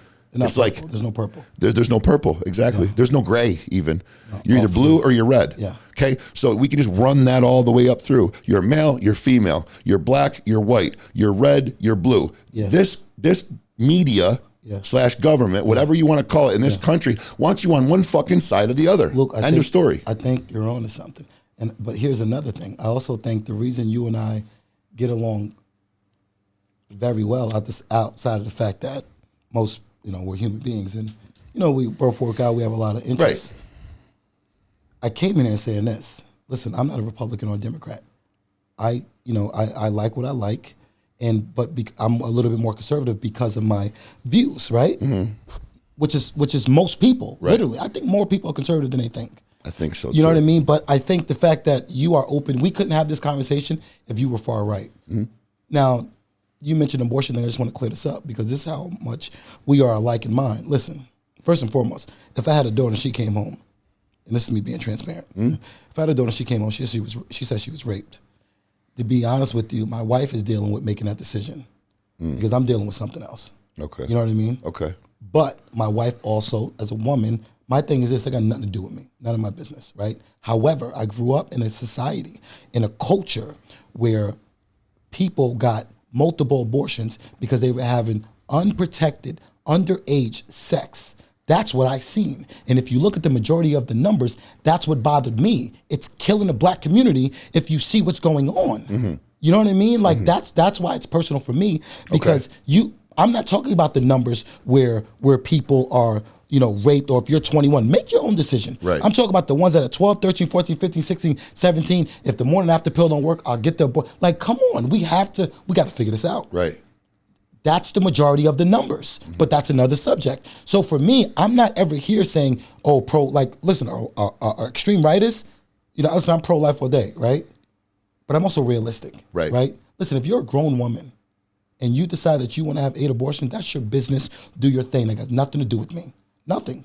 It's not my wife. So you want to know what the first place my mind goes when you say that is I want to take that and I want to throw that at the staunch right Republicans and say, can we do this? Yeah. Can't we do this instead of But you want to know why? You want to know why? Because I personally know a hardcore Republican.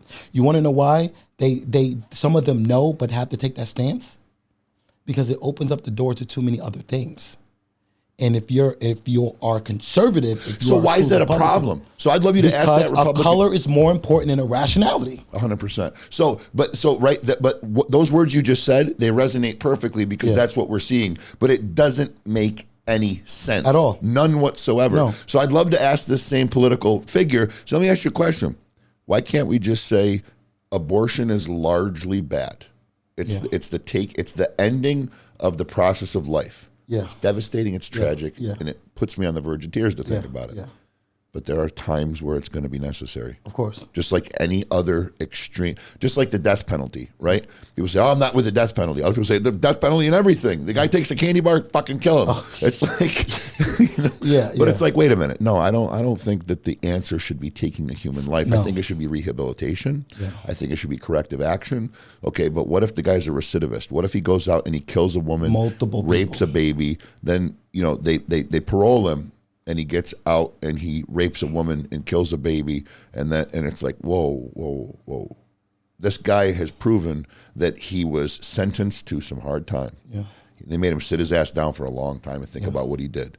And he got out, and the very first thing he did was take a life. It's like, okay, so number one, the people are going to say, well, you should have offed him in the first place or he wouldn't have taken the second life.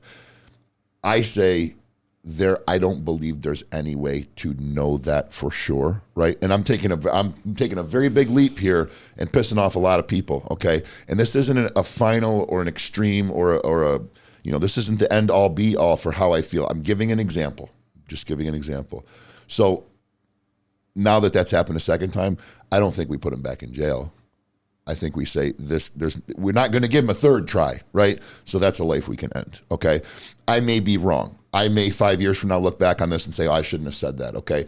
I'm speaking off the cuff, right? What I'm trying to say is, I don't believe there's anything, like for instance, in regards to dieting, right? People say, oh, you got to eat this all the time. No, you can have a cheat day, right? So everything is okay as long as there's moderation for most part, other than things that are deadly or poisonous or whatever. But so why can't our politics be the same way? Why can't we say, all right, abortion is largely bad, but there's going to be exceptions, okay? There is a climate crisis. We're not all dying tomorrow, but we should start taking constructive steps, right? Racism, there's an issue there. There always has been, probably always will be. Let's legislate accordingly. But let's not riot. Let's not burn. Let's not, as political figures, say, like, some of the people out there, and I won't get into name calling, but we need to make our voices heard, so be a little violent, be a little aggressive, and let them know we mean business. It's like, no, that's not your job as a politician to start fueling the fire, right? There's just too much that we are partisan on. Yeah. The two-party system is it's divisive in and of itself.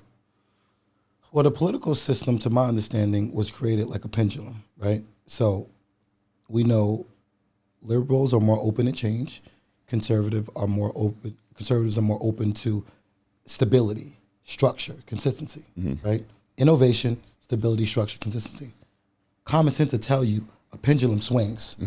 So in the 2000s, there was a lot of change. So you would think it'd be more blue because we have the innovation, open to change, and then you swing it back to see if it even makes sense. But if you work together, you meet in the middle, now you have new innovation, you have structure behind it, and you have longevity. That's working together. Right. What you're finding is people picked a side, and the problem with picking a side is this. If I told you, Luke, you either with the Bloods or the Crips, figure it out, right? Yep. And you're like, yo, but we're all, why can't we just get together? Antonio, let them know, what are the two colors that represent the Bloods and the Crips? Just let them know. What'd you say? What are the two colors that represent the Bloods? Republicans, Democrats. Red and blue? Red and blue, man. Isn't that crazy? I'm just saying. Right. I'm just saying. But here's the thing, Luke, and you just said something really profound. You said it. What are the two colors that represent? Do you understand what the Blood and Crips today actually get along better than politics do? I've been told. Better today, not back like 20 years ago. Today, they get along better. I know Bloods and I know some Crips. They get along better than the Democrats and Republicans do today. Because business, right? Because the fact that they're like, listen, business. Because the fact, like, listen, we need each other more than we don't. We got to figure this out. Right. We can still hate each other, but let's get that money. But there's no real hate. What do you hate each other for? The reason the gangs were formed was for unity. When did you decide to say we're going to beef with them if they come on our property and that doesn't make any sense. That's animal behavior. Right. It really is. Right. Calling a spade a spade. There's no reason for that. because the unity is already there. Now, Tukey and all of them, he locked up, but then they had meetings where they came together and they actually had a civilized conversation. So you still have your neighborhood Crips and your Bloods and all of that, right? Mm-hmm. It's still there. Mm-hmm. But the difference is this. I watch rap battles and you get Bloods and Crips together all the time and they battle it out. Let's take it a step further. There's Crips that hate Crips. Mm-hmm. What? Doesn't make sense. But when there's a war, they're together. Right. Come together. Right. And that's so you're speaking on something that I was going to mention earlier, but this is a perfect time to talk about it. And that is the times in this country when we were able to accomplish the greatest things are when black and white came together. Or when Republican and Democrat came together. Yeah.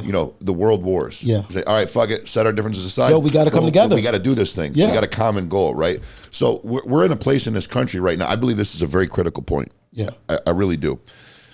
I'm actually very fearful, honestly, okay, because I've seen too many other world leaders, okay, speaking on the instability of the internals of the United States right now, okay. Was it El Salvador, president of El Salvador just tweeted something along the lines of, everybody thought America could never fall, but when America is beating itself from within, it's no longer a superpower, and I'm paraphrasing, that's not a quote, and it's like, I wanted to call this guy and be like, yo, bro, better watch your fucking mouth down there in El Salvador. Yeah. Or me and my boys will come down. Yeah. Hey, boys. Yeah. Hey, boy. No, they're not there. That's my concern, right? Is when it comes time to band together, they've done such a good job at dividing. So the reason I'm here is exactly that, Antonio, and that's the reason for this show. This show is multifaceted. It's a many-splendored diamond, right? I'm trying to accomplish a lot with this, and there's times where we get political, okay? And it's a product of consequence, right? No, let me rephrase myself. It's a product of where the conversation goes, okay? Meaning that we're talking on one thing, we can't have the conversation on that thing without going to another thing, right? Oh, yes. And right now, where we're at in this country, some of these conversations have to end up slightly political because the people listening have to understand something. Let me ask you a question. You're a very accomplished guy. You're a professional bodybuilder. We've gone over your trophy case. I don't need to reiterate all of it. Let me ask you a question. Yeah. If you were to enter a room and you were going to try to win over a crowd, okay, would you be more effective by going in and asserting yourself as the alpha, saying, I'm the strongest, I'm the most accomplished, I'm the smartest. You guys need to listen to what I have to say. Or would you accomplish that better by going in and being compassionate, trying to build rapport, have a conversation, kind of understand everybody, make sure everybody understood you, and then try to kind of bring everybody together on the idea of common ground, and then unify that, and then push forward? Obviously, too, for the reason of you can be great. So you say obviously. I don't think everybody thinks it's that obvious. But we know that, Luke. We had plenty of conversations about it, and that's why we're here. Right. Because the confusion part is a lot of people don't, and it's like, why though? You're more proud to stand on something that's sand than an actual foundation. 100%. But I say that to say people will hate you just because of shoes you got on. Yep. But they can't hate a person that don't show hate. You can't. Right. You know what I mean? Right. So, yeah, people make stereotypes about me all the time. Oh, this black guy, he probably sell drugs. He's probably, and then they meet me and it's like, I had a lady tell me one time in the gym. She said, lady drove she had a Lamborghini truck, first Rolls Royce I've ever been in, no lie. Lady said, Antonio, oh my gosh, you're so eloquent. You're just, I thought, you were this black guy, the bodybuilder. I said, it's okay. No, it's okay. Right. Because I'm sure other people think that you just happen to say it. It's fine. But I'm glad you see that there's more than that to me than just because as humans, we do that. Everybody does it. Right. You meet somebody, you have to make some type of judgment 100%. Or you're a fool. 100%. Yep. But it's my job to clear up what you think. Right. So so people need to absorb that, right? And I want my audience to know this because they need to understand, because right now their media and the important people or the people that resonate, right? Their voices resonate. They're telling Americans, they're telling our fellow Americans that because they had a notion, because they passed a type of judgment based on what they saw, that they're evil and they should be condemned and they're wrong. No. To make a judgment call based on what you see is human instinct, okay? It's going to happen. You can't stop it, okay? Whether or not you take that and you act on it and you speak on it and you choose not to educate yourself, you just form an opinion That's what's wrong. That's what's evil. Absolutely. So for instance, if I look at you and I see, okay, fuzzy hair, I see dark black skin, I see muscles, I see, might be a thug or a gangbanger, I don't know, you might be a rapper, I'm not really sure. And then I talk to you and I find out you're close to your doctorate, you got high SAT scores, you're a pro bodybuilder, you're an accomplished businessman, and you're a motivational speaker, then I'm like, holy shit. And I walk out of the room going, well, I've learned my lesson for next time. That's productivity. Yes. Learning is happening there. That is a beautiful thing. That is what we should all be striving for. So how does that conversation happen? By asking you. By saying, hi, my name's Luke. What's your name? I'm from here. Where are you from? Absolutely. I do this. What do you do? And have a compassionate conversation about it. And here you're sitting here with two muscle-bound fucking meatheads talking about kindness, respect, and compassion. Right? And then you turn on the news and you see skinny jerk-offs who don't know nothing about being tough, never been to prison, never been locked in a fucking basement, never dealt with anything real in their fucking lifetime, but they're professing to the masses. They're telling my audience, they're telling every one of our fellow Americans, you got to believe this, you got to think this way, you got to hate that guy, this is what's going on. I know you think this might be this, but it's not, it's that, and fuck them, hate them, left, right, red, blue, whatever. And it's like, bro, you're saying all these things, but you're not about any of them. No. You're saying that guy's violent, but you never saw him be violent. No. You're saying these people are bad and evil and racist, but you haven't heard them speak. Nope. You're telling me to behave a certain way and form an opinion in a certain fashion, but I haven't even met these people yet. So what's the fucking problem? Who's the root of the problem? Right. How do we fix it? How do we fix it? Well, I don't think it's something we can fix overnight, but I do believe that it's being fixed as we speak, because we got to shine light on the fact that most of the country is not like the media is trying to portray. There are a lot more conversations like this that's going on than we know. The issue I have is, why aren't they being recorded and put out? Boom. Why aren't they being exposed so people can see that this is normal? That even back in the day when there was super racism, when they played on, when black people were able to get on the sports, they had the white friends that talked to them. They were friends. They were the same. They realized they're just humans. So I think we need to do a better job as people of America of allowing them to stop painting the narrative of what it is, because it's not that. No. It's not all about black and white. No. It's not. To be honest with you, it has nothing to do with That's black the least and white. It's green. The majority of our problem in this America is green. Boom. Because if you gave here's what sucks though. Preach it, please. Because there's no such equity. Doesn't exist. It doesn't. There's no such thing as equal outcome. There's no such thing as equal opportunity. Why not? They want them to think there is. Right. Tell them why not. Because listen, there's two things. One, two of the reasons are sitting right here in this fucking room. Yeah, right. But another thing is, this is a fact. Everyone born have different genetics. Everyone born have different DNA. No one alike ever existed at the same time, ever existed, period. 100%. So that common sense alone to me tells me there's going to be no equality of outcome. There's something you're way better than me at, and it is what it is. Yep. But the fact that you're trying to even a playing field will only make the other person insecure because they're going to realize they don't belong there.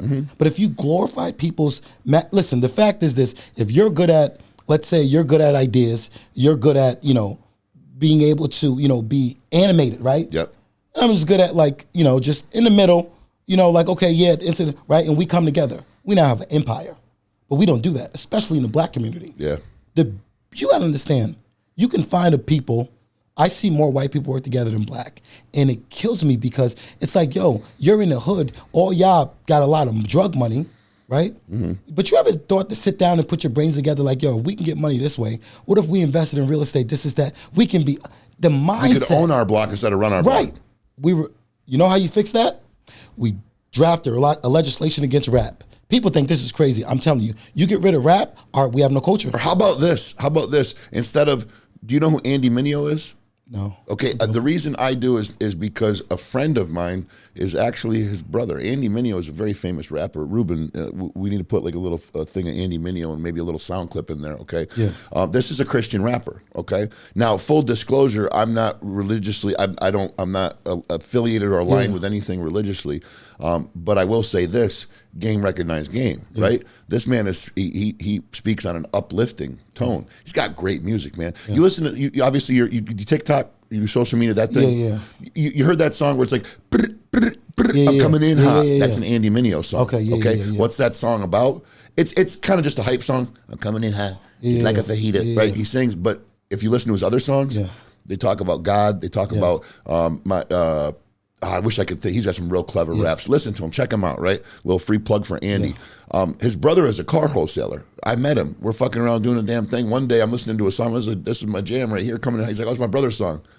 I'm like, what are you talking about? Your brother's son? My brother, Andy Mineo, he's a rapper, da-da-da. And I didn't know. Then I found out he was a Christian rapper. Then I started listening to his music. Okay? And he's rapping stuff, get funky with it, get Miss Piggy with it, like making jokes and throwing cartoons and references. And like his music is so uplifting. It's so creative.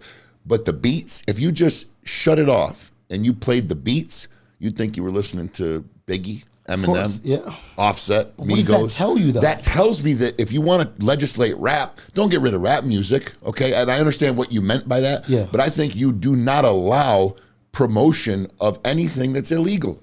Well, so you don't allow, clear that up. Like, so I guess what I'm saying is, would we agree that in the black community, in rap, they glorify killing people?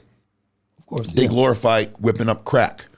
In my mom's kitchen with the Pyrex, whipping the back, right? Okay, they're glorifying buying drugs, cooking crack, selling it, putting it out on the streets, running an empire. One day I'll be stopped handing out little bags. I have me a fucking, an attic upstairs and have my foot soldiers. It's like, it glorifies, obviously Kanye's a volatile fucking figure right now, but he spoke on it. There's a lot of people that have spoke on it, okay? And that is, this music makes it very glorious to start out with just a little cash and a little bit of drugs, and then go. Honestly, the background is entrepreneurship, right? Taking something small, continuing to build it and grow it into an empire and make money. But they do it by glorifying, fucking bitches, multiple women, sex with multiple women, getting money, buying cars, having crack house in the trap, bees in the trap, right? The bottom line is, they're glorifying a behavior that's illegal and dangerous, and every day costs lives. Every day costs lives, right? Why are they not glorifying taking advantage of tax codes and opportunity zones and buying real estate and looking up to guys like Damon John? Why are they not glorifying looking up to guys like Morgan Freeman, Denzel Washington, say Lil Wayne, but he sings about that stuff too. Well, so the big reason for that is, one, you talk about the exceptions, the elite that made it out, that made an impact. But also, I think the rappers are making an impact too. But the wrong impact. But they're the same guys that made it out, but are still talking about what it was like to be in. Here's the thing, they didn't make it out. Some of them did. Jay-Z made it out. Right. Some of them. Oh, what you're saying is they're speaking on something that they know nothing about. No. Some of them that are I would agree with. rappers. Right. But there was a point where the stuff they rapped about was actually, they were living that. They were living. There are some rappers that do it today. But let's take this a step further. Before the 1980s, black music was about love, about family, about joy, about peace. Before the 1980s. Go look it up. And all of a sudden, NWA came in and all of that. I just remember when I was younger, but it was jazz was largely an African-American black thing. Not to 84, I was born. Okay, so look, now listen to what I'm saying. Yep. Before the 1980s, so obviously the music was just so different. During the 80s, going on, there was a slight shift. The 90s came, that's when you really seen it. Now, I say that to say, I asked the question of how in the world are we playing NWA during the time of Run DMC? That makes no sense. Run DMC talk about education, like it was just it was hip hop, rap. They like, nah, we're not feeling that. Y'all need to talk about this. So I took it a step further. Okay, who said we need to talk about this? So now we're looking at the record labels. How in the world, I don't hear any country song, any rock song coming close to talk about what the rap talks about. 100%. Why is that? Because I'm that person to question that. I want to know. Why do I feel? I feel because when NWA came out, I believe that there was a subset in the black community that was like, thank you. Finally, you're telling our story. Because you got to remember, man, Ice Cube and them, they were getting fucked up by the LAPD. Right, but you're talking about, I'm not talking about that part. I'm talking about the NWA where they're talking about shooting the house up, killing, selling the drug. Hardcore. NWA was hardcore rap. They were It's like hardcore metal. That was the hardest core rap out there. Now, I don't believe that they cared enough that what we wanted to hear. I don't believe that. I believe they knew it would sell. I agree with that. You know what I mean? Yeah. And take it a step further. I believe they believe it would sell because people would relate to it. That's my point. Okay. But just because you relate to something doesn't mean it's good. No, I agree. Because there's people out there that's pedophiles. Right. And people are like, well, I can kind of... No, I don't get... What? No, Antonio, don't you mean minor attracted persons? Listen, you can use that terminology. I happen to just be born in the era where... No, I happen to be a realist and they're a fucking pedophile. Well... let's call it what it is. Call a spade a spade. Come around me and try to touch a child. I'll get non-politically correct real quick. I'll beat you with a P and a C. Motherfucker, touch a child. Oh man, I can't. They're gonna know my position on that. It's not gonna be this the man of the free. They can just kind of go across all. No. If you have a sexual attraction towards something that looks like a Cabbage Patch Kid, you're not welcome in here. Yeah, I mean, I think a lot of people will agree that there's something not right? And I also work in mental health very deeply, so I also You work in mental health very deeply? Yeah. So let me ask you this question. Yeah. When they're trying to sell me on the fact that I shouldn't think that it's wrong that a human being has a sexual urge towards a child because it's a malfunction of character, it's a mental defect, should I buy that? Should I be compassionate towards that? Well, you're asking the wrong person because I argue with people. You say you with mental health? I work in mental health. Right. I don't agree with everything. I don't. I'm the guy where, listen, I'm not going on If you're my counselor, if you're my therapist, and I'm telling you, Antonio, it bothers me deeply. Yeah. And I don't want to associate myself with somebody who has a romantic attraction to a child. Yes. Would you say there's something wrong with me? Absolutely not. Would you say that I'm divisive and I'm hateful? We're not even going anything hateful. Listen, from a moral perspective, no, but it's not like that. What happens is you get the guy that's like, I'm attracted to. Now the conversation's awkward. Not the person. My first question is, why? I don't even want to, listen, my first question, not even why. Because 9 times out of 10, you probably got molested, right? Right. Something, just we didn't pick up or you didn't get as a child. Right. Or there's some curiosity there. Right. And you could say whatever you want. Something's not right. But people could argue in other countries, well, 11, 12, it's like, listen, at the end of the day, man, you got to draw the line somewhere. Right. You got to draw the line somewhere in the sand. And quite frankly, if you're educated, just why I believe everybody shouldn't vote, because I don't think everybody's qualified to be voting. Boom. I think you get a bunch of people you got people voting for Democrat, Republican, they don't know one policy. I think you should take a test. Thank you. You just made a great fucking point. I think you should have to pass a test to be able to vote. And it should go something like this. Please select from multiple choice what you think a Democrat is, okay? Their values align with this. Yeah. They are a type of bird. Yeah. They are a fixin' for a ham sandwich. Yeah. Or their values align with this. Like, it very easily gives you two. You got to have some basic education. Okay, you have Kathleen Hochul, you have Lee Zeldin. Which 3 policies do you believe that Lee Zeldin holds? And which 3 policies do you believe that Kathy holds? Yeah. If you don't know the answer to those questions, I don't think you should be allowed to vote. How are you voting for someone you don't even know? Because you could be walking in and your buddy could have said, hey, just go in there and vote for Zeldin. Just go in there and vote for Hochul. Just go in there and vote for Zeldin. Just go. It's like, no, you need to be educated. Absolutely. You need to know what the fuck you're talking about. Absolutely. Right? So, I mean, but again, is that realistic? Is that possible? No. So what I'll concede to is I think you should at least be able to have to prove who you are and show your identification. Oh, there he goes. He's a racist Republican, right? It's divisive. Okay, so he chose the side of the fence. I'll say the same thing. Are you going to call me racist too? You can't. Why not? Why can't I call you racist? Because again, it first and foremost, we know that, and they can't call you racist either, Luke, because again, you got to remember when you throw the word racism around, it was created because it was stemmed from a position of power. Luke, they can call you a prejudiced white guy all they want. I was just making sure you weren't going to say I couldn't call you racist because you were black. You can't. I mean, legitimately, say, come to prison with me and you'll meet some of the most racist black guys you've ever met. But that was because people were uninformed about the terminology. The same way that white people are racist. You've seen people that were prejudiced. Not racism legitimately mean. Now, prison is interesting because if one of the black guys in prison, like overseeing the whole prison and made moves and can shut everything down, that could be racism because he got real power in there. What does that have to do with his race? If he's black? Because in our world, black people didn't have that type of power. They didn't own that much. They didn't have that type of power. We knew plenty of white people with that type of power. Okay. A guy in prison who's the head guy and say, you know what? Oh, look, what's up? Oh, you want something to eat? Nah, you ain't eating today. And yeah. They go to the guy at the what's the name? Yeah, give Luke a piece of bread. He ain't getting nothing else. You know what I mean? You've been. I don't know if you've been to prison. There's some prisons where there's people that run the prison. Yeah. A person, and it could be black or white. I guess I'm just missing what that. No, I'm saying like I had to change my approach because if we talk about it stems from a position of power. Do you agree? Racism stems from a position of power.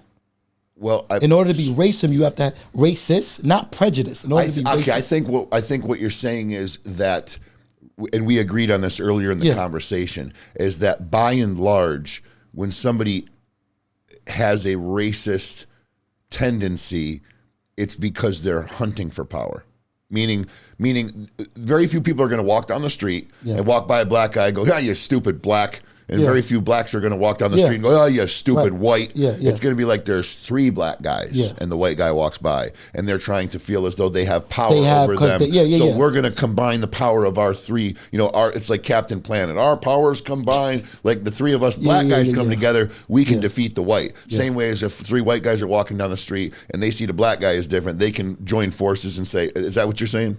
Kind of, but more so like this. Put it this way. Okay. If my family I was part of the John D. Rockefeller or some major person in this country that had millions of dollars. Right, an elite. Right? If there was a black elite, which I never heard of. Okay. Then this whole idea of black people can't be racist. Because the reason that they say a black person can't be racist against another black person is because somebody figured out, like, no, you're just ignorant and being prejudiced against your own kind. Mm-hmm. Because you can't prevent him from or stop him or interfere with anything he's doing. You can't, right? But you knew people that were in the other role. Let's take it a step further. Okay.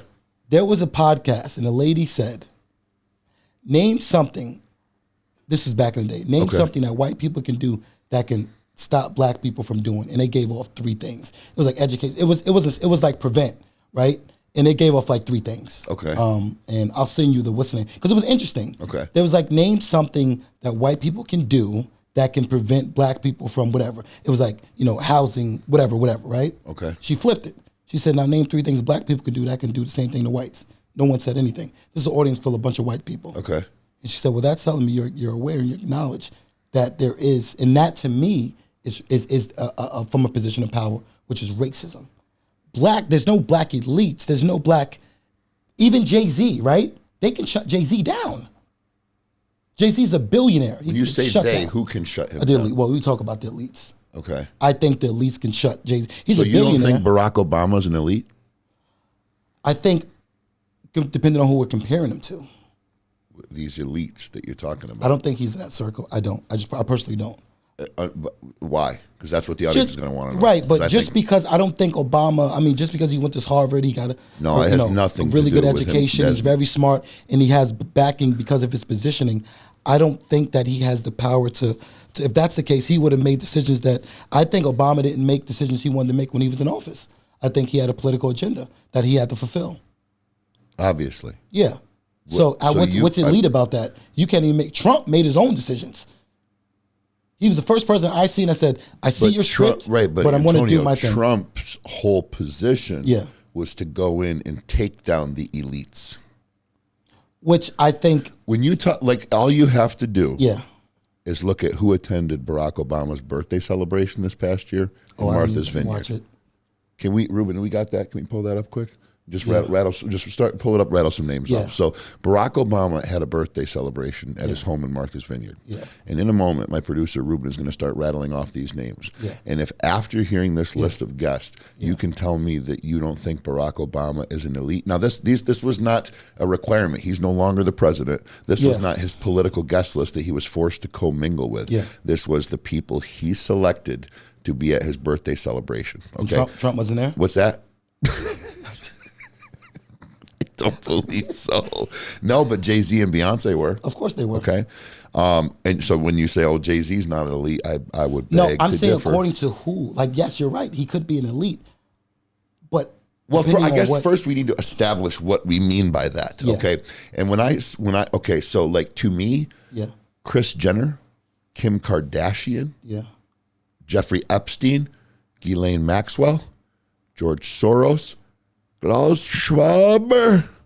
You know who Klaus Schwab is? No, but Look him up funny. because he sounds just like that. Klaus Schwab. Yeah. I believed in order to have appropriate countries, safety I know amongst the I know exactly who you're talking about. It's necessary that we have a universal vaccine for all people to progress our new world order. You just wait for him to go, it's quite enough. I'm dead. And he just goes like, you practice this stuff? Like, no.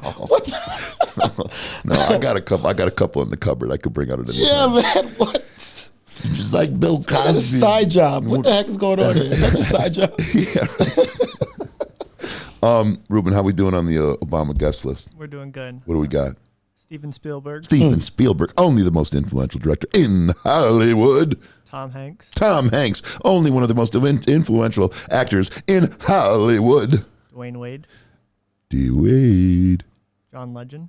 John Legend, because you're an elitist. John Legend? What? John Legend. Yeah, what he said. Mm-hmm. Yeah, John Legend. What's that song? All of your curves and all your edges. Oh, yeah. All your perfect all imperfect. I can't hit the high note. Who's the next one, Ruben? Then you also had 3 video messages from Joe Biden, Justin Trudeau. The message from Joe Biden went something like, Merry Christmas, Barack Obama. And the Dalai Lama. And Jesus Christ himself. Anybody? Yeah. Okay, so you don't think Barack Obama's an elite, buddy? So I guess, and this it's is okay for another to be time. educated. No. It's for another time. Yes. When I describe, and I don't want to, I got to be conscious of my audience, but I have something that may or may not, like give you a different perspective. Now, I do believe these people have power. Mm-hmm. I don't think this is the appropriate place for it because, again, when we talk about elites, I think it's another conversation. I really do. But I will agree with you on this. I think those people do have some power. I do. I think it goes without. There's no question that when I say elites, okay, this is what I mean. Yeah. When something happens, like a man like Jeffrey Epstein is incarcerated, a guy that's lived high on the hog his entire life, right, has made major power plays in on the world stage. Okay. When it's known that he has compromising material on many influential people, and he gets arrested. And it's also well known that when you get somebody in criminal investigation and they're by themselves and you make them sit in the corner in a cold room with no food, no water, somebody comes in with a Snickers and a Coke and says, hey, my name's Detective Stevenson. Listen, Jeffrey, I want to make you comfortable. You guys are being terrible to him. Get him a blanket, warm him up a little bit. He starts to build that rapport. Then he says, okay, Jeffrey, so you're going to go away for the rest of your life. Or you could take this legal pad. You can start writing down some names of people that you have Polaroids of diddling with little kids. And maybe, just maybe, you'll go to a nice federal penitentiary with a pool table and foosball and conjugal visits, and it just won't be so bad. Maybe even if you do 5 or 6 years and you're a good boy, we'll let you go right back out to doing what you were doing. Yeah. Okay? And then all of a sudden, a group of people who've been to that island, who have done less than savory activities, make a fucking phone call, and the guy ends up dead. I think that's elite power. Okay? When you have no reason for the people that you just heard on the guest list of Barack Obama's birthday party, there is nothing that intertwines all of them. There's no commonality. There you go. There's nothing. There's no commonality that intertwines all of them. There's one. Power. Money and power. That's what I'm trying to say. So when we talk about elite and we talk about political elite and global elite, for all that's worth, what I'm saying is when you have things like the what's it called, Scott, the G7 summit, is that what it is, where they all get together and the great luminaries of the world. Grant Cardone? No, that's GrowthCon. No, this is.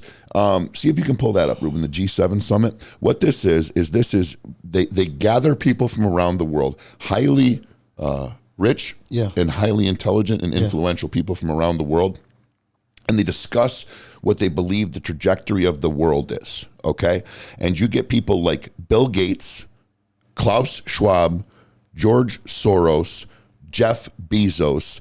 I don't know if Jeff was on the list, so I don't want to misspeak there, but I know Gates was.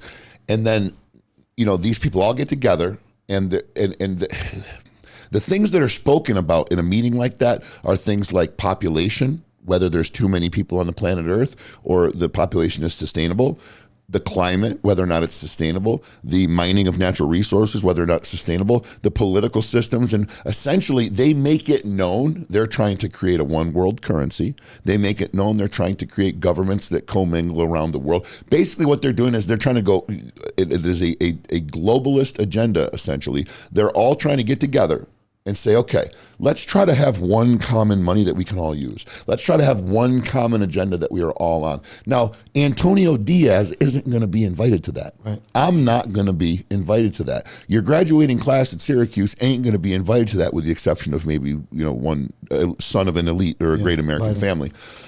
But what I'm trying to tell you is there's an agenda at play, okay? And this is not a conspiracy theory, okay? No, I know there's an agenda. What it is, so when you go, okay, put 1,000 people in a room, okay, and start inducing stress into that environment. Start turning up the temperature slowly, one degree an hour, okay, and don't give them all any food.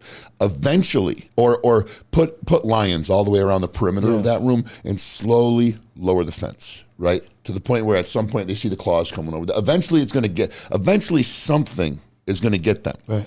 You're going to have a group of a few people in that room that are going to band together, and they're going to say, they're all going to establish who they are. They're going to get together and they're going to say, listen, we're all fucked if we don't come up with a plan. Okay, that guy over there, the one that stinks and's got his pants on backwards, we can afford to lose him. That one over there that's been, won't shut the fuck up and has been yapping his mouth and I shouldn't be here and I want to go home and I need my mom. Like, he's got to go. And they start making decisions for the collective. Yeah. Because they believe they're smarter. Yep. They know they've got more money and they've banded together. Okay. It's human nature. Okay. Course, yeah. So when I talk about elitists, okay, I'm not talking about a club. I'm talking about an ideology that we are the ones who should be spared. We are the ones that are important. We are the ones that have the majority of the resources. So we will make the decisions for the large collective of people. Okay. That's what goes on at something like Barack Obama's birthday party, okay? They don't all sit around with fucking masks and red robes, like eyes wide shut, and start humming and doing fucking cult dances. That's not what I mean. But equipment malfunction, you good? No, I seen your foot move, and I was just like, what the? Oh, saw it on your peripheral? Yeah. It's an elite coming for you. Obama's coming. What I'm saying is those people, they're having a normal party, right?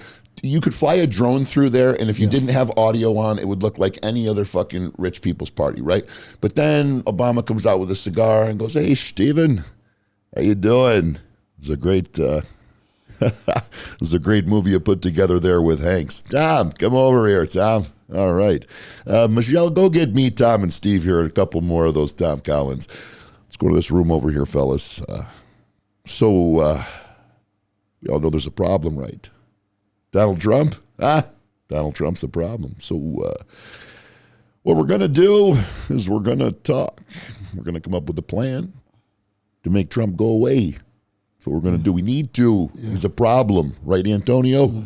Yeah, so Stephen, you're coming out with a new movie. It's a good one. Kids are going to like it. We need a political figure in that movie that somehow resembles a likeness to Trump. We got to make him hate black people. You understand what I'm saying? I don't really feel like doing my Barack Obama impression. No. That's not really important right now. I get your. My point is this: these people in positions of power say, "Listen, we want this gone. Let's figure it out. We need that in more, in multitude. Let's figure it out. We need these people on our side. Let's figure it out." And the agenda is created, and then the agenda is followed through. So when you're watching a White House press conference, okay, and the president does something like call out for a political figure who passed away a year ago, and says, Jackie, are you in the room? Jackie, where's Jackie? She's not here. Oh, I didn't think she'd be here. Okay. And then the press secretary goes, I don't understand what's so difficult to believe about the president calling out for a dead political figure. I mean, she was top of mind. She was one of the people that co-sponsored that bill. She was top of mind. And then the reporter says, yeah, I go in the car and I listen to U2 on the way home, and Bono's top of mind, but I don't go looking for him, And then they just act like, I don't know what your fucking problem is. What's the big deal? Yeah. So the president, yelped out for a dead person. What, like, there's no accountability for these people, right? Yeah. There's always a way to twist the narrative. There's always a way to sweep the bullshit under the rug. That's what I'm talking about when I say elitist. Agendas at play, there's people involved, and it's going to be followed through with no matter what. So as that pertains and how that plays into what we're talking about, the only way that's overthrown, and I don't mean like, Civil War guns and AKs and fucking torches and pickup trucks. I mean, the only way we can start to bust through that and hold those people accountable is if we all come together, right? Would you agree or disagree? No, I agree. So I just want to make this point. Yeah. So you would agree with me that if the entire population comes together and says that behavior isn't okay, then we would have a chance to beat it, right? Yeah. Without question, of course. So if you are them, is it not highly beneficial to keep us divided?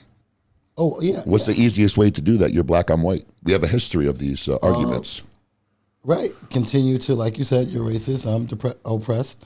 I get it. It's been the same narrative for years, for decades, right? And I get your point. And again, it just gives me Illuminati vibes. Like, I mean, there's certain things I don't look into too much, but I do know this because I listen to rap, grew up listening to rap. I know for a fact that something's going on with rap that's similar to what you're talking about. Okay. You know what I mean? They have something, so you're going to do whatever they say because they see your talent and you can't go anywhere because I got something on you. I know, rappers that... You mean the same reason Nipsey Hussle's dead? Well, that's another conversation that we can, we can talk about that. Kanye, Jordan, we can keep going. Right. So I get where you're going. My thing is, when having that conversation here, I'm just, you know what I mean? I like to do more research on it. Well, it would make for a long-ass podcast, and we would certainly want to know the topic before we crack it open. Right, but that's what I'm saying. And also, though, this speaks volumes that somebody's like, yo, now you're getting to, this is somebody's meat and potatoes, what you're talking about now, literally, because you have a solid point. But remember this, people come up missing that start to figure it out. Do you believe that? Oh, absolutely. For Christ's sake, Elon Musk just said, I'm not suicidal. Blows open the whole Twitter backstory regarding the censorship right before the election with the Hunter Biden laptop. Why does he immediately feel compelled to say, and I'm not suicidal, because, I love my life, and I don't want to die? Right, because they're going to push and say that he ended up, because he was suicidal. Mysteriously fell out a window, over-medicated. Right. You know what's shocking to me, though? Again, we are a lot smarter than people give us credit for. You say we, who you're referring to? We, the people. The people. The people. Okay. So at some point, I think the reason Kanye was a threat, because he jumped shit. No shit. And I think it's funny when people are like, he is crazy. I'm looking at it like, I don't think he's crazy. Did you see the text messages from the trainer? Yes. Where he said, Kanye, you better get back on track. You stop doing this crazy stuff or we'll have you right back to zombie land with the medications and you won't see your kids. Right? Cracking the whip. I said, okay, at some point, right, why do people still chase wanting to be anything in that category if you know there's a certain point when you get that talented, LeBron James, something comes behind that. Kyrie's not crazy enough to chase that. So they're like, listen, you might be a whistleblower. We can't mess with you. But LeBron, remember, we honed you since 16 years old. Right. 15 years old. We knew you were going to be great. That's why he was off his millions before he even got to the NBA. 100%. Come on. So you're a conspiracy theorist, though, right? Oh, I'm sure. Yeah, but you're crazy. also a racist. Yeah, I'm all of those. You things. hate black people. I hate black people. I hate white people. I'm just using the instruction manual provided by the mainstream media. I'm just saying because they told me that if you have conservative viewpoints, if you call out the woke bullshit that goes on in the mainstream media, if you believe that the country has actually at one point been okay and a decent place to live and we were heading in a good direction and we're not overtly and inherently racist, that you must be a racist and hate black people. Yeah. So I'm just dispelling the fucking narrative. What camera are we on? That one? I'm just dispelling the fucking narrative right now that here I sit with a highly accomplished, highly intelligent. You scored way the fuck past me on the SATs. My number had a fucking, I don't know, 12 maybe, 1280. Does that sound right? 1280 is good though. I was considered like reasonably smart. It wasn't no fucking 18, whatever the fuck you got. Jesus Christ. But my point is this, okay? I've just shown to my audience that a black person, well, you've shown to my audience that a black person has damn near the same set of values as me. It's got nothing to do with race. Nothing. We have, stop believing the fucking mainstream legacy media. If we did a talk show where you never showed our face and you just listened to us, right? I don't ever think people would try and figure out color. No. They would be interested in the content. The conversation. And so if we could figure that out, you understand there's people that's 19 steps ahead that as soon as you figure out one thing, they switch the game up and throw you off. Yep. And the minute we can become, it sucks, I can't use the word like I want to because it's been thrown out, but I'm using it anyway. The women, we wake up, woke. I don't like to use the, because they just. There's a difference between an awakening and being woke. Yeah. The minute we wake up. Yeah, wake up. And realize the game that's being played, we're going to make so much progress. But it takes people like me to allow people to see. And I'm talking to, in this camera, I'm talking to everybody out there who still, believe the lie of you are incapable of accomplishing great things because a white man's holding you down. I'm telling you right now, it's a lie. The reason I know it's a lie, because I want you to try this. Put your head down for 6 months and write your goals down and don't let anything distract you and see how far you get to accomplishing that goal. Do that. I guarantee you, you're going to wake up, you're going to look up and be like, you mean to tell, wait, so my goal was to sell this many shirts, this many what's the names in this amount of time, and I did it? So that means Amazon, who was owned by white guys and keeping me, wait, what? That means a shipment company doesn't matter if I'm white or black, I can still ship clothes. It's crazy, but they want us to believe that. 100%. I get it. And it's easier to influence the people in the hood. Yeah, oh yeah. Very. So guess who's next? Listen, why do you think it's easy for this country to let people in? They need new victims. You get a lot of new people in, it's a reset button for them, and these people, I'm just grateful to be here. Listen, I hear what you're saying, right? But I'm trying to get the same opportunity. And if you're telling me I got that opportunity, what do I need to do to get it? Because I remember watching these movies based on a true story where these black women, it was the NASA story, where this chick was like, listen, I want to go to school. I want to go to college. They were like, oh, you can only go to, I think it was a class it was just the timing or something. Okay. But she went to the guy and said, listen, you're top of your class. You're a judge. You're this and that, right? How would you not want to be the first person in history to allow a person of color to be in and to be able to attend? White dude. He was like, dang. No, you're right. And guess what she did? She went to night school. She was a saleswoman. So guess what, though? If you really want something, you'll get it. But if you're determined and don't give up, you could take over the world. 100%, bro. So what it's important that the audience takes from this, okay, and we're going to get to wrapping this thing up. What it's important that the audience understands is, and this is why I had you on the show, this is why I was so excited about you coming here, and I'm so grateful that you did, because I knew, because of who you are and because of what I've learned about you, that the moment that you stepped through the door of that studio, that it was going to be nothing but value for these people. Because Antonio, I can profess and I can preach that racism isn't as bad as they say it is, that the narrative they're pushing is bullshit, that you can do what you want to do. I can push all these things, but when it's coming from a 6'4", 275-pound, wealthy, successful white boy, it's not going to resonate with it simply because, and it should. It should. The same way that Denzel's words resonated with me, the same way that Morgan Freeman's words resonated with me, the same way that I called bullshit on Barack motherfucking Obama, the same way I did on George. I was going to say, wait, where are we going with this one? Joe Biden. Okay. Well, I was going to say George Floyd. He doesn't even know his own name. George. Yeah, it's just me, George Biden. George Robin Hood Biden. Man, so my point is this. I'm so grateful that you came on, because I let you flow, and you just uttered what they've been hearing coming from me in a different way. That's all. And that is, don't let anybody else, especially not on a fucking TV in a studio somewhere, somebody whose hands are perfectly manicured and their skin is baby soft and their nails are perfectly trimmed and their suit is, and they never even fucking stepped in a mud puddle, for Christ's sake. No experiential learning whatsoever. Just people that have read from a book, learned from a professor, sat their ass in a pretty studio, and just reiterated what the man told them to say, okay? They're allowing that person to tell them what can and can't be done. When in reality, in the man of the fucking free studios, okay, I came back from drug addiction, tackled the world, stuck, what's the word, boys? Staked. Thank you, Ruben. The voice of reason. The voice like of the reason. Lord coming from the clouds. Yeah. Staked. It's your conscience. Staked my claim Yeah. to my territory, opened my stores, beat the addiction, recognized my defects of character, tried to get better, and did my thing. Yeah. You, Yeah. locked in a basement, Yeah. an orphan, Yeah. told that you were special ed. I was that kid. Take your Ritalin, boy. Yeah, man. Shut up and go over there. Yep. Now you're a pro bodybuilder. Now you're a sponsored athlete. Yeah. Now you're a business owner. Yeah. Now you're a married man, an entrepreneur, and a motherfucking celebrity in my studio. Okay. Appreciate it.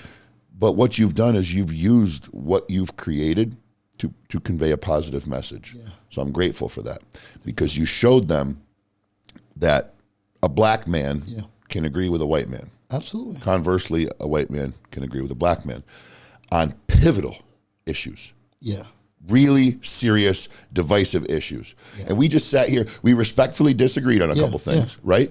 Which, wait, let me correct that. Hit me. I think if the question, because I look back and think a lot of things you said, I didn't have enough time privately to register what you were saying. Okay. There was no disagreement. It was the delivery. Because there's a lot of things we agreed on. Like we can go back and talk about the elites.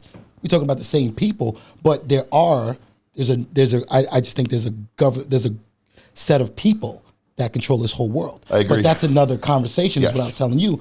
But there wasn't a lot of disagreements, and I think it's something unique about this because I wasn't the one qualified to be having a conversation with you in that gym according to what they already do and what you wanted to do. I wasn't. I was a guy that was chasing a pro card that had some dreams on the back burner. But there was guys that were doing podcasts, that was doing this, that were doing everything, you know what I mean? Yep. It's like, but we happen to kick it off. Right.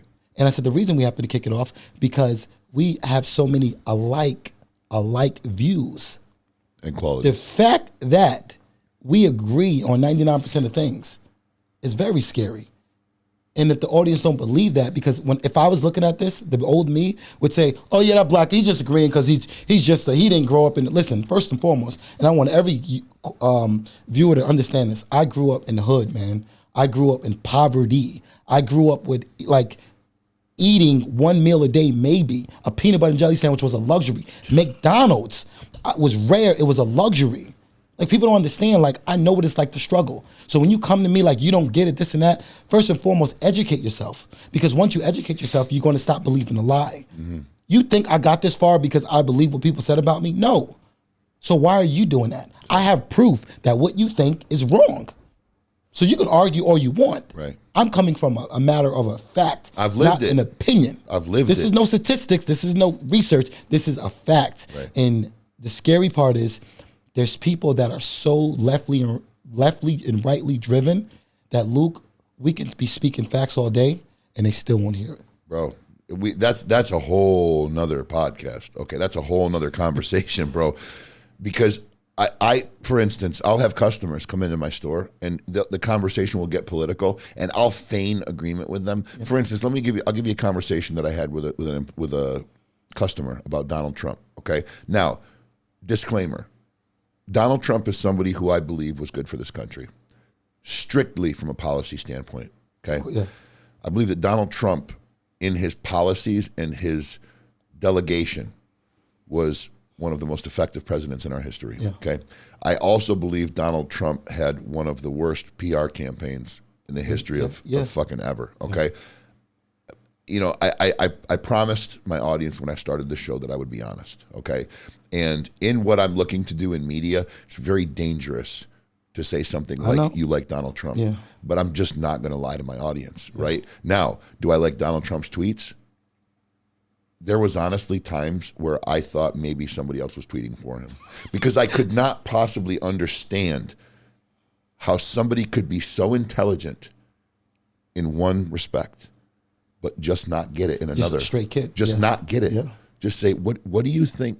What do you think a 70-something-year-old man saying, "Crazy Nancy" and Adam Shifty Shift. Sounds like you sound like a little kid Yeah. throwing shade on the playground. Like, Yeah. you can say, "I believe Adam Schiff is corrupt." You can say Nancy Pelosi has overstayed her welcome in the House. Yeah. But Crazy Nancy and Shifty Schiff and the fake news media, it's like, I know it sounds good. And I know your staunch supporters go, "Wow," and they wave their signs. But you got to remember, man, you're trying to cater to 328 million people. Yeah. They're not all gonna. Absolutely. They're not all jocks. Nope. They're not all classic hunting Americans. They're not all oorah boys, right? So, and I tend to come from that upbringing. Yeah. So the fact that I was able to spot that and say, man, that's not really the most intelligent way to go about that. I digress. One thing that I believe is kind of a governing thing here. Okay, you're an entrepreneur. Yeah. You're a businessman. Yeah. You're educated. Yeah. You're driven. You're self-motivated, and you don't believe that other people can dictate the terms of your life. That is very much the defining characteristics of me, amongst other things that'll make you and things that'll make me me. Yeah. Our opinions align. Yeah. Okay. I go to other people. For instance, I sat on a plane next to, in first class. Bought myself a first class ticket. I felt pretty good. It's nice up there. It's spacious. It's nice, man. Spacious. They give you nice drinks. They treat you like royalty, and you just go through TSA quick. I recommend it. Yeah. Sitting next to this guy, he owns. I won't put him on blast. He'll be on here one day, but until he does, I won't put his name in the mix. But owns a big machinery company, earth moving, right? Super nice guy. Like sat down, and when I sat down, I was kind of dressed like this, and he was like. And I looked over and I saw the alligator skin boots and the custom tailored jacket and the hair coiffed perfectly. And I'm like, oh, one of this fucking guy, right? And then, I was like, hey, how you doing? I'm Luke. Hey, how you doing? I'll leave his name out of it. I'm Steve, we'll say. Steve, how you doing? What do you do, Steve? Oh, I do this. What do you do? Are you some weightlifter guy? No, I'm a used car dealer. Bullshit. Next thing you know, 3.5 hour flight back from Atlanta was over in 20 minutes. We were laughing, best of friends, exchanging phone numbers. Yeah. We went to lunch the next day. Wow. You want to know why? He looked at me, I looked at him. I said, Joe, why are we going to lunch? I just let his name out. He goes, it's okay. There you go, Joe. It's all right, Joe. And he said to me, he goes, Luke, all I know is I met you and I had a fun conversation. I saw a guy who was alive and was going to get something done. And I'm alive and I'm going to get something done. And I just felt like we had to know each other, okay? This is also a guy that showed me pictures of him standing next to Donald Trump at a dinner. Knows the guy, right? So I guess what I'm trying to say is this. In the course of my life, I've met a lot of people. In this latter part of my life, I've met a lot of successful people. Been very blessed. I've networked with a lot of people that got a lot of money, a lot of success. And I don't put the two side by side, but they flow together, okay? Because money is freedom. Of course. Every one of them feels exactly like I do about government and politics. Yeah. Every one of them feels exactly as I do about racism, right? Mm-hmm. There are these commonsensical points that keep resonating, and that is, why does skin color matter? If you can provide me value, and I can provide you value, and we can learn from one another, why would we ever judge each other based on our skin tone, right? Yeah. The bullshit that comes from the mainstream media, we recognize it as bullshit. Yeah. We don't sit in our house and ash in our ashtray in our kitchen and drink our Pabst and go, yep, oh yeah. Well, that bastard, I'll tell him, Did you see this one? Yeah, the fucking racist. It's like, stop. Go to your computer. Take the 3 headlines that you just listened to, research the people. Yep. Research what they've done. Research the companies. Look at the trajectory of their income in their companies. What's going on? Is there a reason the media is talking about them? Yeah. Educate yourself, because what people fail to realize is that there's an agenda, right? The same way you walk into a car dealership and the guy talking to you don't really care what your kid does for recreation. Absolutely. Really doesn't care, okay? He's trying to establish a common ground to sell you something. A relationship. Yep. So he can sell you something, okay? Just like when you talk to a realtor, right? She doesn't care how big your family is and how sweet your little babies are and whether or not you need a paved or a crusher-run driveway. Right. She cares about selling you a goddamn house. Absolutely. Part of that means establishing a common ground. Mm-hmm. So when every other aspect of our life goes down a road where somebody has an agenda, they're trying to sell us something, why are people so hesitant to think that could come from the TV? Do you have can you shed any light on that? Well, I think when you are I'll put it this way. When you can say a lie, and if you say it long enough, you'll start to believe it. Okay. So when you're looking at TV, right, You could be a very smart dude. But if I made you watch, what is it, Fox, CNN, what's the one with that? It doesn't matter. If I made you watch that every single day, it's all you watched, right? Your whole mindset would change. I agree. And you would believe everything. So these people that are not working, that are at home, that are collecting checks, that, or at the job watching the news, most people are entertained by the news. It's the only platform they have to get education from. Instead of doing their own research and reading, people just think it's entertaining. You know what I align that with? I align that those are the same people in high school when the girl walked in and said, "You see Steve? See how the crotch of his pants is wet? He just pissed himself. He just pissed himself all over the place." You want to know why? Because Tommy Tucker told me he was going to beat his ass in the parking lot, so he pissed himself. And then the whole narrative around the school is that Tommy Tucker's going to beat Steve's ass and he pissed himself. Guess what happened? Steve spilled his Gatorade. Right. Tommy Tucker walked by at the same time. Yeah. Somebody saw it and saw an opportunity. Told him Tommy Tucker's going to beat his ass. He pissed his pants. Now the whole school is telling all the other schools and telling, I was almost about to say instant messenger. God damn, I'm old, huh? Hopping on social media, telling everybody Tommy Tucker's going to beat this guy's ass and he pissed his pants and everything like that. And it all stemmed from somebody seeing an opportunity and creating a narrative, right? Yeah.